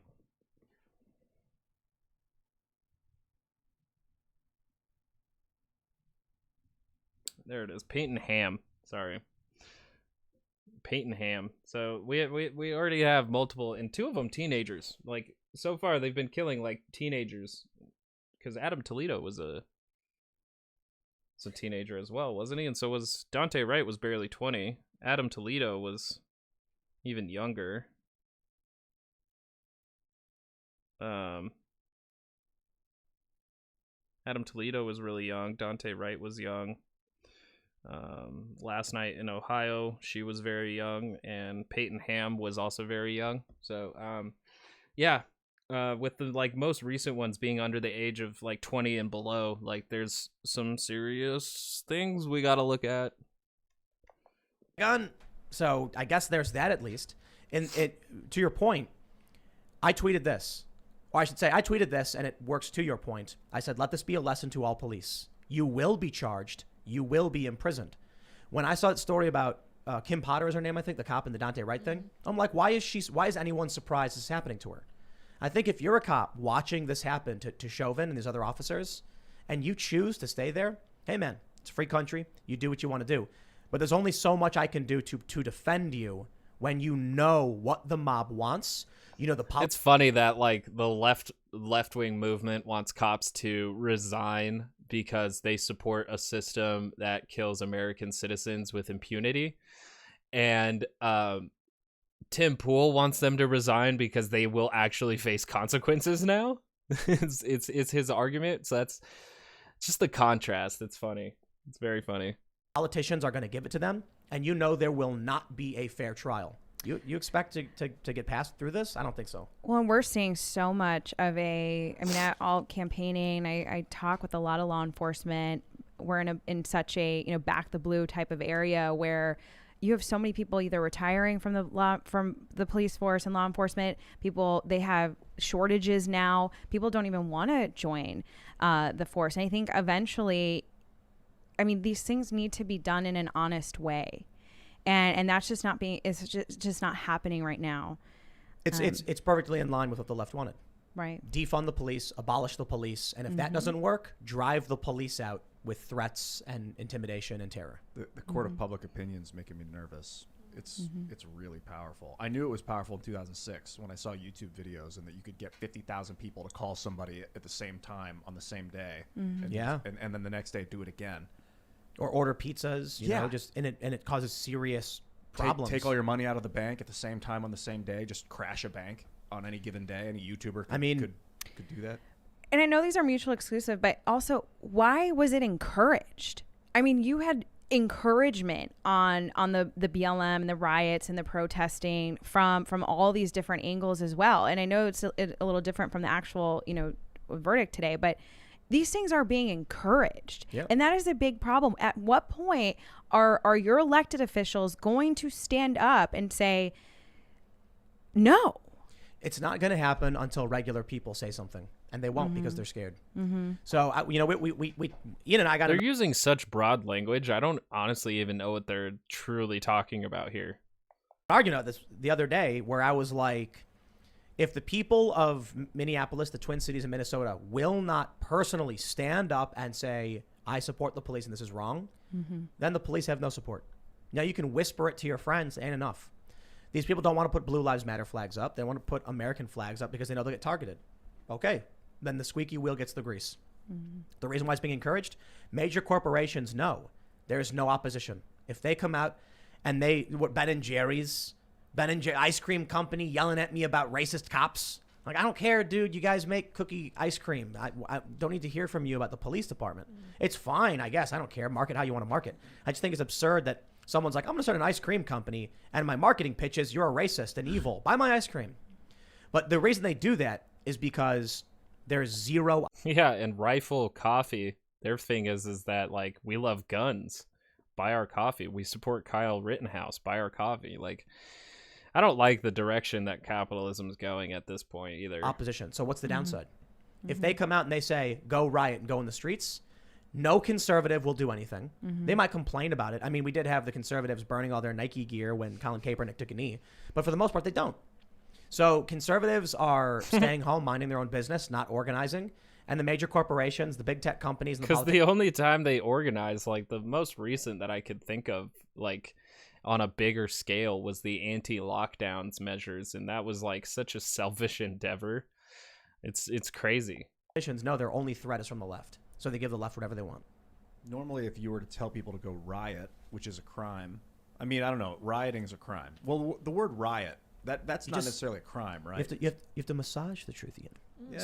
Say, get more confrontational. Yes, walk faster. When people are burning down buildings, tell them to do more, be more active. Like, it's supposed to be illegal to incite violence, but to have Maxine Waters telling people if we don't get a murder one charge, which he wasn't even charged with, or a conviction for murder one, which he wasn't charged with, that we should, what was her quote? Do you guys know offhand? That we should push harder, that we should get more active and get more confrontational. Get more confrontational. She's talking to rioters. They're still out there right now. So that they're right now as they're marching around. I don't know exactly if it'll escalate or what the deal is. I gotta tell you, man. I wasn't really expecting a verdict this fast. My video today was like, oh, they're preparing. Who knows when the verdict will be? And over at timcast.com, and then I get a text and it's like the verdict is coming in an hour, and I'm like, what? It's been a day. It's not even. I think it was 10 hours of deliberations. Yeah, it was so short. So when I heard that it was that fast, I was like, it's either going to be guilty on all counts or not guilty on all counts. It is too soon for a hung jury. There's no way the jurors went in and they were like, half of us are for guilty and half are for not guilty, and we'll never change our minds. Okay, let's go home, hung jury. Too soon. So I was kind of like, maybe it'll be not guilty because they're bringing in the National Guard to downtown Minneapolis right now. Why would they be moving the National Guard in? I'm like, so it must be not guilty. Then I heard guilty, and I'm like, they knew the verdict was guilty, and they're still bringing in the National Guard. You know, Ben Shapiro tweeted something amid all this. He said, I'll paraphrase, the fact that we all knew that our cities would burn based on the outcome of this trial is an indictment of our country or society or something to that effect. Yeah. And it's absolutely true. Of where we are now. But it even goes into what happened recently with, Georgia and just kind of all these policy measures that people are choosing sides and corporations are choosing sides and people are being kind of pressured again, where you're seeing this on every type of, and politics is infiltrating kind of every aspect of our lives now. And I don't think it's ever been that way, and it shouldn't be that way. But did you see what happened with Coke? Like, didn't Coca-Cola come out and actually say, like, Georgia's new voter law is racist? And then conservatives were like, yeah, we're going to buy Pepsi. And they went, wait, we must find common ground. See, that's the thing. So the Republican Party has much less people than the Democratic Party. It's shifted quite a bit in the last election. It started to invert. Democrats are joining the Republicans. Republicans are doing great recruitment. But you mostly have moderates and independents that sometimes lean right. That's how Republicans end up winning. These people don't do anything. They don't speak up. They don't say anything. They keep shopping. Coca-Cola could Pepsi literally made a commercial where their protesters going around handing out Pepsis. And they see no repercussions for this. I mean, actually, the woke left got mad at them about that, so they had to like apologize. Yeah, because for it was a having, dumb. who was it? Kendall Jenner. Kendall, was that who it It was? was an incredibly dumb commercial to do. Like, if we just hand the cops a Coke or a Pepsi, then we can all get along. Like, honestly, like my favorite thing would be is if like companies just no longer commented on politics or social issues and they just sold products. But the thing is, though, is that they're always trying to sell their product in a deeper meaning, because if you have a deeper meaning associated with their products, you're more likely to buy their products. So it's an unfortunate byproduct of capitalism that they comment on our social and political issues, although I would prefer much rather that, because I know corporations don't give two shits which way Georgia votes, or honestly, I don't think corporations think of anything beyond their bottom line, so it would be nice if they just didn't comment on these things. And I wonder if they didn't, if that would affect their bottom line at all. Like, people like, oh, they never talk about these social issues, I'm not buying them anymore.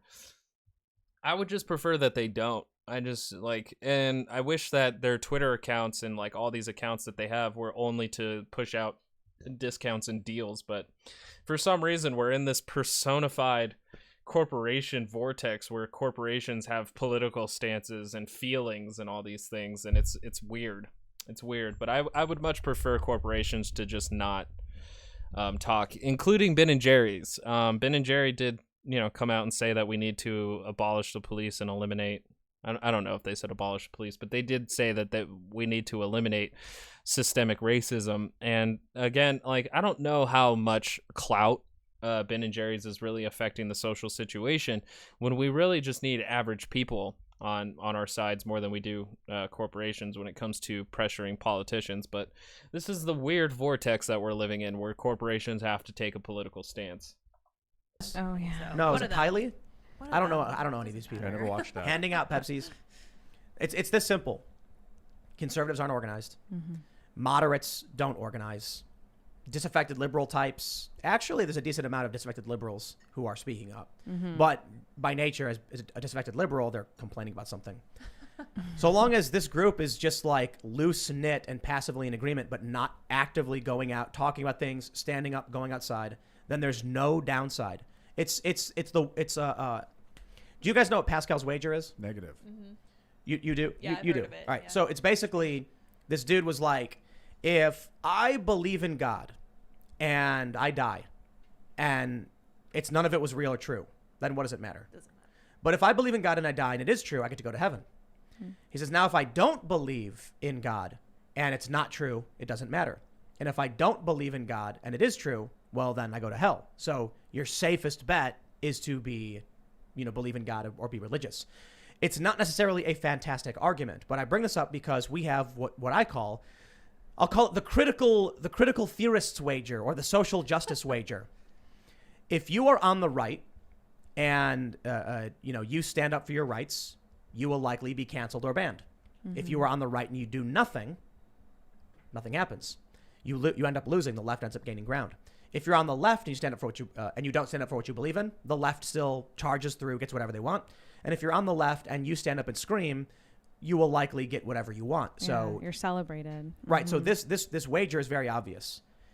If you want to run, weird. It sounds like democracy works. It sounds like, to a certain extent, when politicians feel enough public pressure from their peers and their voters, that democracy is something that actually functions in this country to a certain extent. But let's not pretend that like leftists are always getting everything that they want, because honestly, if leftists were wanting to get everything that we want, we would be much closer to socialism, and Bernie Sanders probably would be president right now, getting absolutely nothing done. So yeah, it's very interesting that always is that the opposition to the right is both all-knowing and all-powerful, while at the same time disorganized and dumb.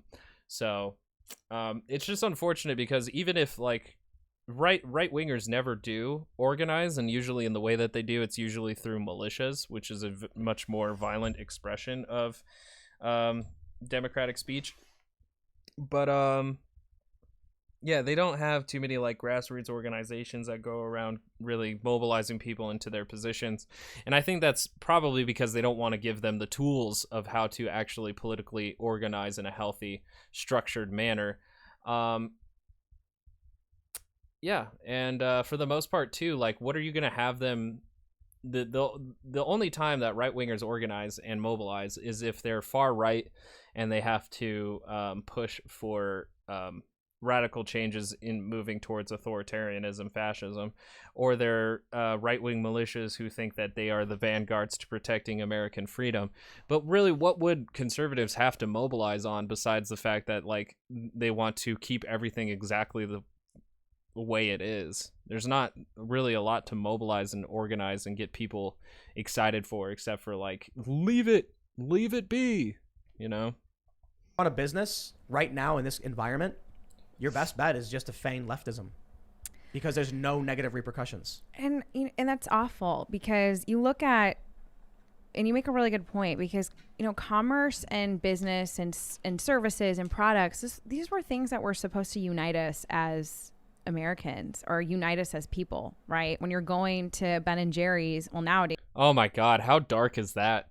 That products and services were supposed to be the one uniting thing for Americans. Well, we all buy and use shit, so we're all Americans. There's no point in killing each other. That was the root to our identity, as our consumerism. That's wonderful. Yes, I love conservative philosophy. That's amazing. Now you are asking, well, what were you talking about in politics? But because it is essentially true that consumerism is the binding, uniting us all. I just think that's like objectively like depressing. Or you're like, I just want my double chocolate chip ice cream. You could sit down at a Ben and Jerry's and look over to a random stranger and be like, which one'd you get? Right. Now it's like, who'd you vote for? To the cashier even. I mean, that's what it turns into. Oh, what I'm researching every single company that has spoken out and what are their stances now. And it's awful. And it's bad because as somebody who works in business, our product, for example, helps kids, and that's it. And it's like, well, that's not Republican or Democrat. You're just trying to create a product and you're trying to solve an issue and there's a demand for it. Simple as that. Right. It's supposed to unite us. Market pressure. Yeah. So you made the point that politics has gotten into everything, and this is something that troubles me as well. This is not the way it's supposed to be. And the fact that we have to do things like ask, who did you vote for? That creates suspicion. It weakens our society from the bottom up. I hate to see it. I look at what happened with... Well, because a lot of that has to deal with the fact that we have like factions and tribes within our political system who all have different agendas in achieving the goals that they see fit. Like the Federalist Society wants to see a very narrow viewing of the Constitution, whereas it's supposed to be read as it was written. I'm not too familiar of other societies like the Federalist Society who would take a more abstract approach to the Constitution, but that's just one example. So like if you're voting for somebody, it does represent, your ideals and things that you want to see in this country, in the way that like if you voted for Donald Trump, you wanted to see the continual rejection of refugees and immigrants, which kind of speaks to the ultra nationalism and bit of xenophobia that you have inside of your character. Not everybody voted for him just on those regards. They also liked their tax cuts, which speaks to another philosophy within that individual. So I do think it's like important.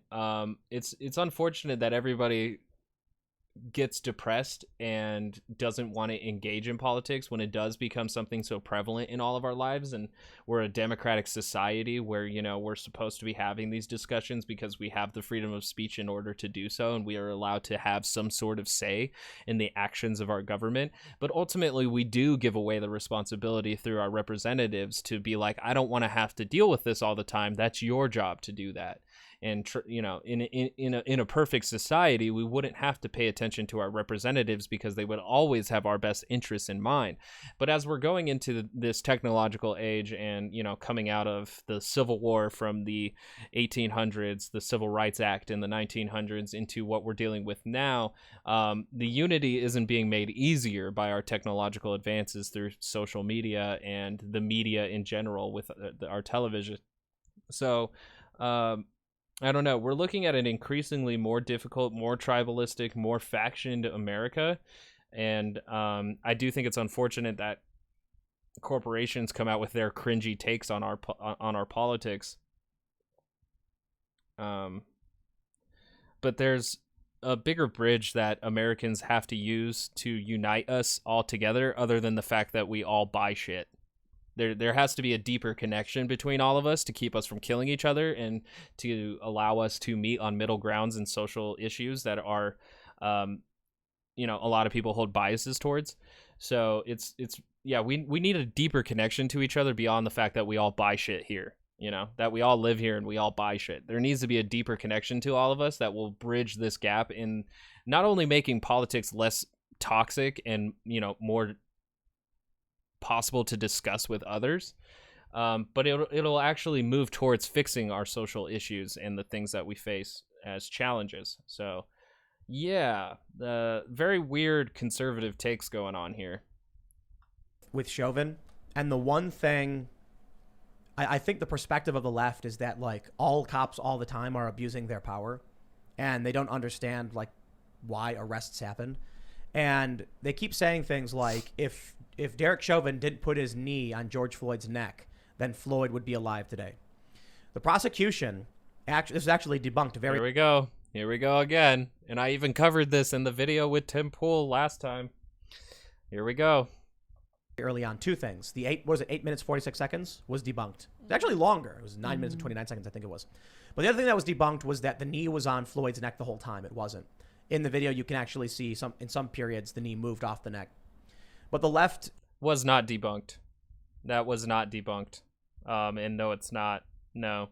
I don't know where he even thought that it was debunked, or who said that was debunked, or what evidence was that debunked that, other than the fact that they keep saying that there was no sign of injury or bodily harm on George Floyd. No, the entire 9 minutes, that knee does not move from George Floyd's neck. George Floyd does move his head around, repositioning himself, trying to get air, and Derek Chauvin does shift his weight a little bit to maintain his balance, but that knee stays in the exact same spot that it begins. I don't know where he's getting this information from. I mean, they want to believe in these tribalist. I honestly don't know why. They don't investigate. They don't read the stuff. They just assume whatever the media says is true. I see them parroted on social media. Yeah, but that's funny because you're regurgitating the same exact thing that's on the right-wing media. You're guilty of the same exact thing that you're saying everybody else is guilty of. And then what you get is blind rage in support of the tribe, the leftist tribe, no matter what. And we get blind resistance to whatever blind rage comes out. That's exactly what Tim Pool and his ilk do, is to react to anything of the left-wing movements. So, yeah, and I'm pretty obvious here. My podcast is a reaction to their reactions. Merely as a counterbalance in a way that, yes, there's left-wing information out there, you can go seek it, but here's their refutation of it with missing context, missing information, and cherry-picked info to push forward a certain political agenda that agrees with conservatism. That's what I try to present here with this podcast, and I'm not trying to hide that whatsoever. I'm not necessarily pushing any left-wing agendas. I may put in, my beliefs and what I think should be done in certain situations at most times, but this podcast solely exists in the fact that continuously and almost endlessly, the right-wing media constantly decontextualizes information and disempowers individuals from actually politically engaging fruitfully or anything that would lead to a good outcome, honestly. So I was talking to a friend of mine, and she said, I don't even want to talk about what we were talking about, but she was like, I'm just going to accept it at face value. And I was like, yeah, you're just going to believe the first thing they tell you, the government. And she was like, I just don't have the energy to investigate and that was it. I'll put it this way. And that's totally fair. I don't think it's fair that everybody should have to participate in politics, but we're at a point in our world history where exploitation and domination, oppression and freedom are not in well balance. So the unfortunate thing is that in order to get to a broader freedom for everybody and less oppression upon everyone, is that everybody has to be engaged. And I think that's unfortunate because I don't think we're living in a one-time experience of life that people shouldn't have to spend their time on something that they feel is either toxic or exhausting. But we also can't trust the people that we entrust with these powers because these powers come with a big opportunity of exploitation. And so we have to be wary of that. So it's a shitty circumstance that we find ourselves in 2021. I would love to not have to watch political commentators and hope that they behave in good faith. I would want to hope to not have to watch politicians and hope that they also to act in good faith, but none of them seem to. So here we are. They say that George Floyd would still be alive if Chauvin didn't put his knee on his back. George Floyd would still be alive if he didn't resist arrest. Or do drugs. Maybe. Yeah, or take a bunch of fentanyl, maybe. Maybe you would have killed a kid and got behind the wheel of the car and drove into some family walk. Yeah, but once you do that, then you hit the grain of sand fallacy, is which at what point are we supposed to stop? He shouldn't have resisted arrest. Well, they shouldn't have called the cops on him, or he shouldn't have committed a crime, or he shouldn't have been hanging out with his friend. He shouldn't have drove that car specifically and parked across the street. He should have left sooner. There's a grain, at what point do we say then? If it's not Derek Chauvin's knee on his neck, then at what point exactly is it after that? It's endless at that point. You can point at any of the circumstances and say if he had done this or if they had done that, it wouldn't have been. But the buck should stop at the fact that he held his knee on his neck for 9 minutes and 29 seconds. The buck should stop there, and that's how we come to a verdict at a trial. But that's not what they're interested in. Walking across the street. Yeah. He was doing drugs in the car. And the defense made an interesting point that we don't know how much fentanyl he took. The norfentanyl in his system was the metabolite of the fentanyl he had already taken. So that means he had taken some a long time before this incident occurred. So, which is funny that Tim Pool says, well, it's, with his metabolism and the levels in the toxicology report, that he took them a while ago. So that's funny to me because the defense in their closing statement said that he may have just taken them, just before getting pulled out of the car. I wonder which one it is. I wonder if it actually even matters because the expert witnesses that testified on the stand says it does not. Look, I'm not happy about what happened. I don't like the idea that a cop is trying to arrest somebody and they die. The cops shouldn't be killing people, and there should be a level of scrutiny. The issue, I suppose, is this will not reform the police department. It won't. I guess what the left is going for is if you can't beat them, burn them to the ground. If they can't get the police department abolished, then they're going to try and force every cop out. And right now, I got to say, the smartest position for the police is probably just to leave. What is this? I mean, it would be great for all these police officers to resign so that then we don't have to abolish the police, is that we really have to just start something new based off the fact that we don't have any police officers anymore. And I think a big step would be is realigning county sheriffs much more to the realigning police departments more to county sheriffs. County sheriffs hold elections. They're a lot more transparent than police departments are. So I have really no issue with cops resigning. I do fear for the safety of a lot of people. Criminals would feel incredibly more opportunistic with less cops around. So that it would be a very dangerous interim period while we figure our shit out. But it's very unfortunate that cops would want to resign because they're afraid of facing accountability rather than resigning because the system seems to be corrupted. Are they okay, this is high conspiracy, but is this a corporate takeover? Do they want private police?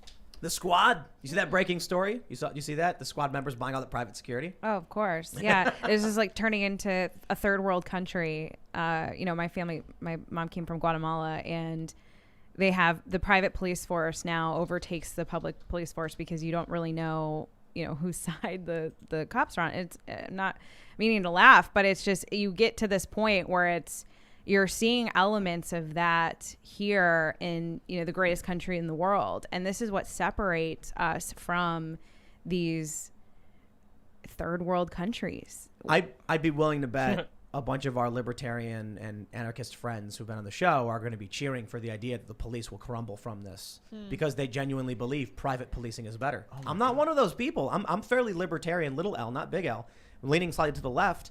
And I think the reason the police department works is that they're neutral arbiters. Right. They're not perfect. The individuals can be racist. The individuals can be bigoted. We want to deal with that. We don't want those things. Lawsuits exist as well, and there's a challenge with poverty. When somebody who's poor gets pulled over and they can't afford to pay a ticket, then they go to jail. It creates a cycle. It's problematic. But when you have two people fighting and a cop walks up, he's not there to be on anyone's side. He's like, "Is it the law? This is what you did. Go away, or you're under arrest." Right. Well, in AOC and the squad, they all talk about equality and no classism and all.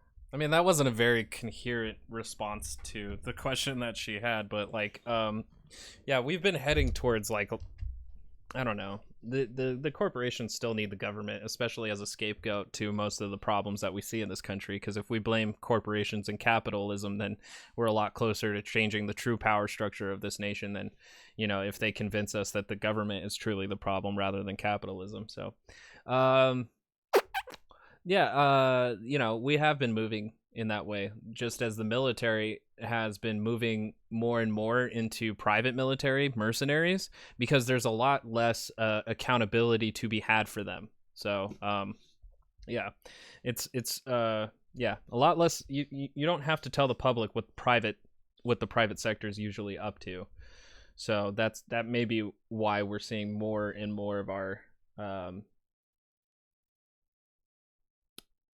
I'm not sure if police is really taking that big of a dive where we're moving into private security that much, but as far as the military goes, we have been removing resources away from sending our army troops in there and opting in for more Blackwater or mercenary groups to do our bidding for us. So yeah, it's definitely a trajectory we could go into, and that's mainly because power does not want to be held accountable. All this, well, that's exactly what they're trying to do when you talk about private police forces. Who is able to afford a private police force? Obviously people who are wealthy and have money, but then yet your policies and what you talk about all the time. Yeah, and the fascinating thing is that police departments did originally start out as private police forces for industrialists who would use them to break up or do some union busting, or Pinkertons were some of the first ones ever to come in this country. So it was either busting unions or private or retrieving private property. Pinkertons are the ones who stayed within the private sector, while other police departments were brought into the fold of the state. They ended up pushing off the cost that would cost them to union bust, and it became taxpayers who would then pay the police departments to bust unions. So it's been a long road, but they have their ties to both union busting and protection of property. And maybe we need to rethink what policing actually means in this country and build the new law enforcement agency off of that, and also think of how much transparency we actually want coming from these police departments. Is about equality and no classes and all. I mean, it's complete hypocrisy to a T. This is what will happen. They will defund the police. They will use the Chauvin case as an example, and they're going to march and they're going to say, see. And then once the police are defunded, the rich people who don't care are going to hire, G4S or Securitas or something, and they're going to have a couple guys in suits with glasses outside their house, and they're not going to worry about anything. I don't know any police departments that have been quote unquote defunded or abolished. I do remember last year that the city council in Minneapolis had voted to abolish their police, but that never came through, and it's not going to happen whatsoever. So I don't know what Tim Pool is talking about, as if this one verdict is actually going to get any of that, because the only path forward is to continue pressuring politicians and voting in politicians that are going to actually do that work on the city council level and also in the state legislature level. So the only thing to continue is actually marching and protesting to ensure that politicians feel pressure from the citizenry to do the things that the citizens want to have done. He makes it sound like the left wing mob is this Thanos that can just snap its fingers and every police department is just going to disappear. I don't. Maybe he's fear mongering. I don't see any other purpose of saying that other than fear mongering, because it's only going to go through proper bureaucratic channels that a police department would be abolished. So we talked about this last year during the riots. You know, private security would actually punch a cop on your behalf. If you get a legit private security company, these guys are getting paid, low to mid six figures, depending on who the client is. Right. These guys, they're wearing suits, they got sunglasses, earpieces, legit security for high profile individuals. If a cop tried arresting, these security guards would shove a cop to the ground. They would absolutely assault an officer because they don't respect some guy getting $30K a year in New York City or $40K when they're getting $400K and they're working for a prince or a celebrity. They're like, nah, this guy's got billions of dollars. He'll bail me out. I don't got to worry about it. My company will take care of me. So when the police are defunded and they don't respond to the calls of the poor people anymore, who suffers? Well, it's going to be the black community. It's going to be the Latino community. Right. Well, it's very funny, too, that he makes the argument that, like, it's a bad idea to defund the police when the police are already receiving very low salaries, which is like, how is, like, that sounds like a politician's fault. That sounds like we designated our money to go into their toys rather than their pay.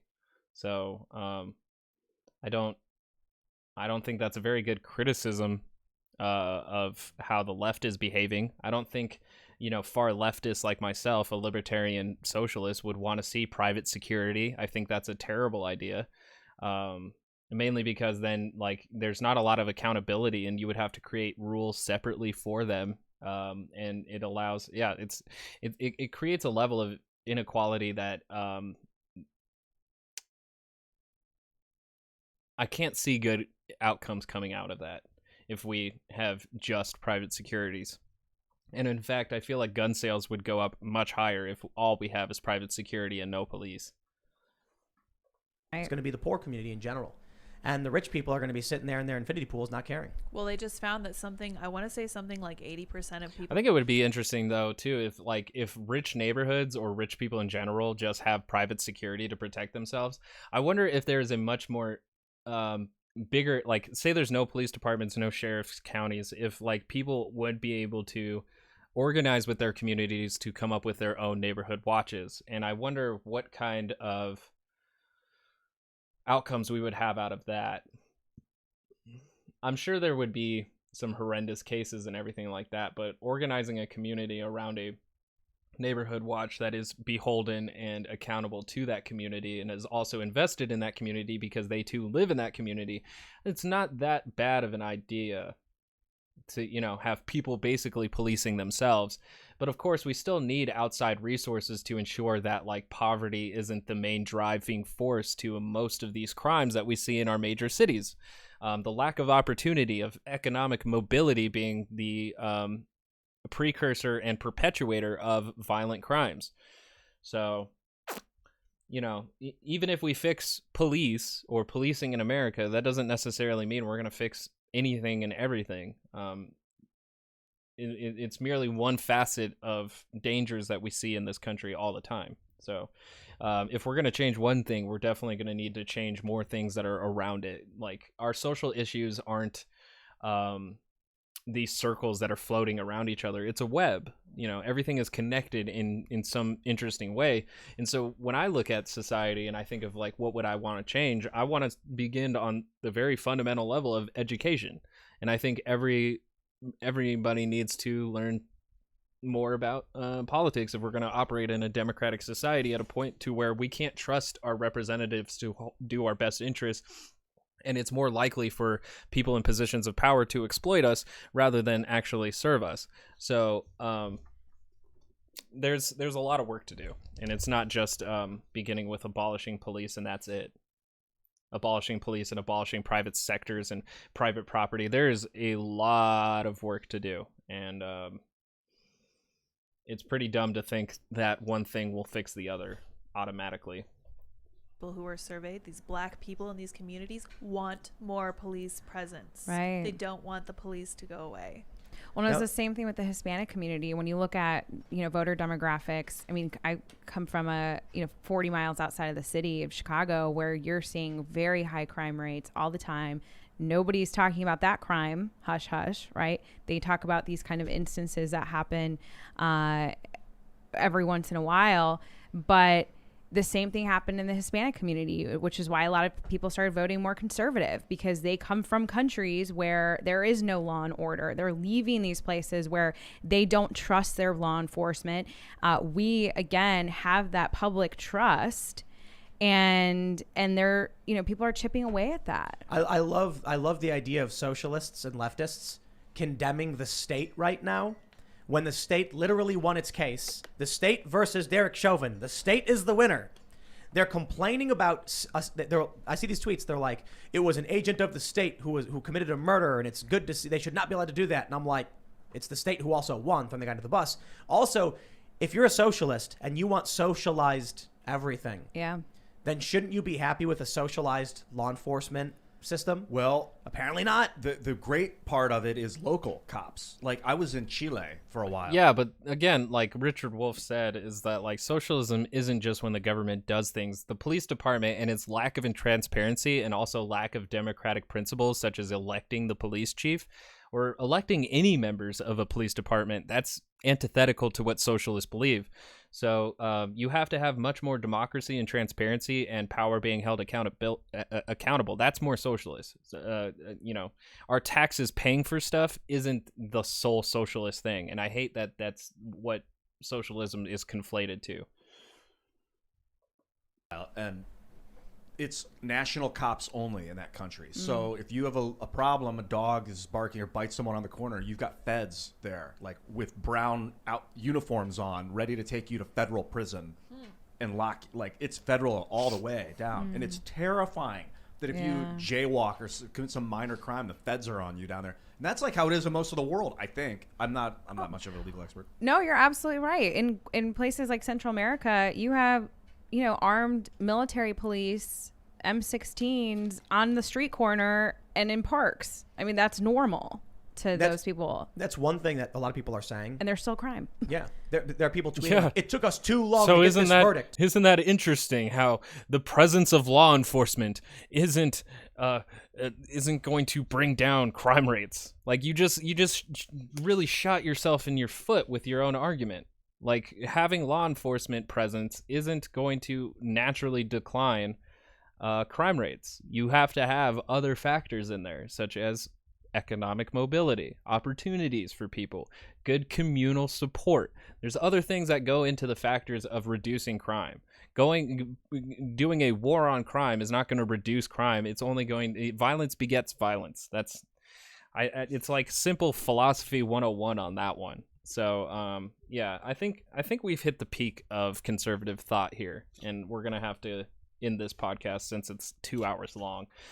But yeah, that was just a little taste of where the right-wing narrative is going in these regards, is that they found Chauvin guilty because they were afraid of the cities burning down.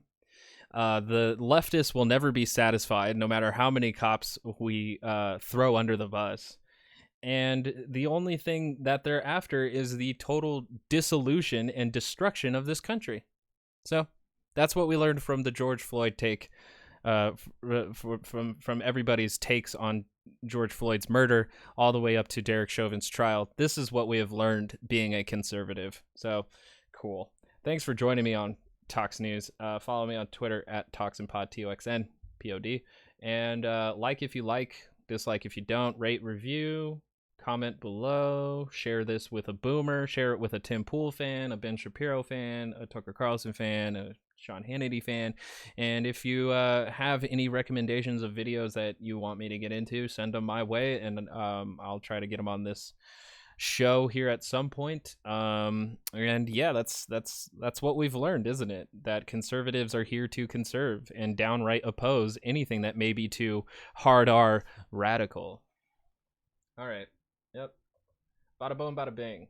That's it. I'm going to go celebrate the accountability of authority, and I hope you enjoy your day. Bye.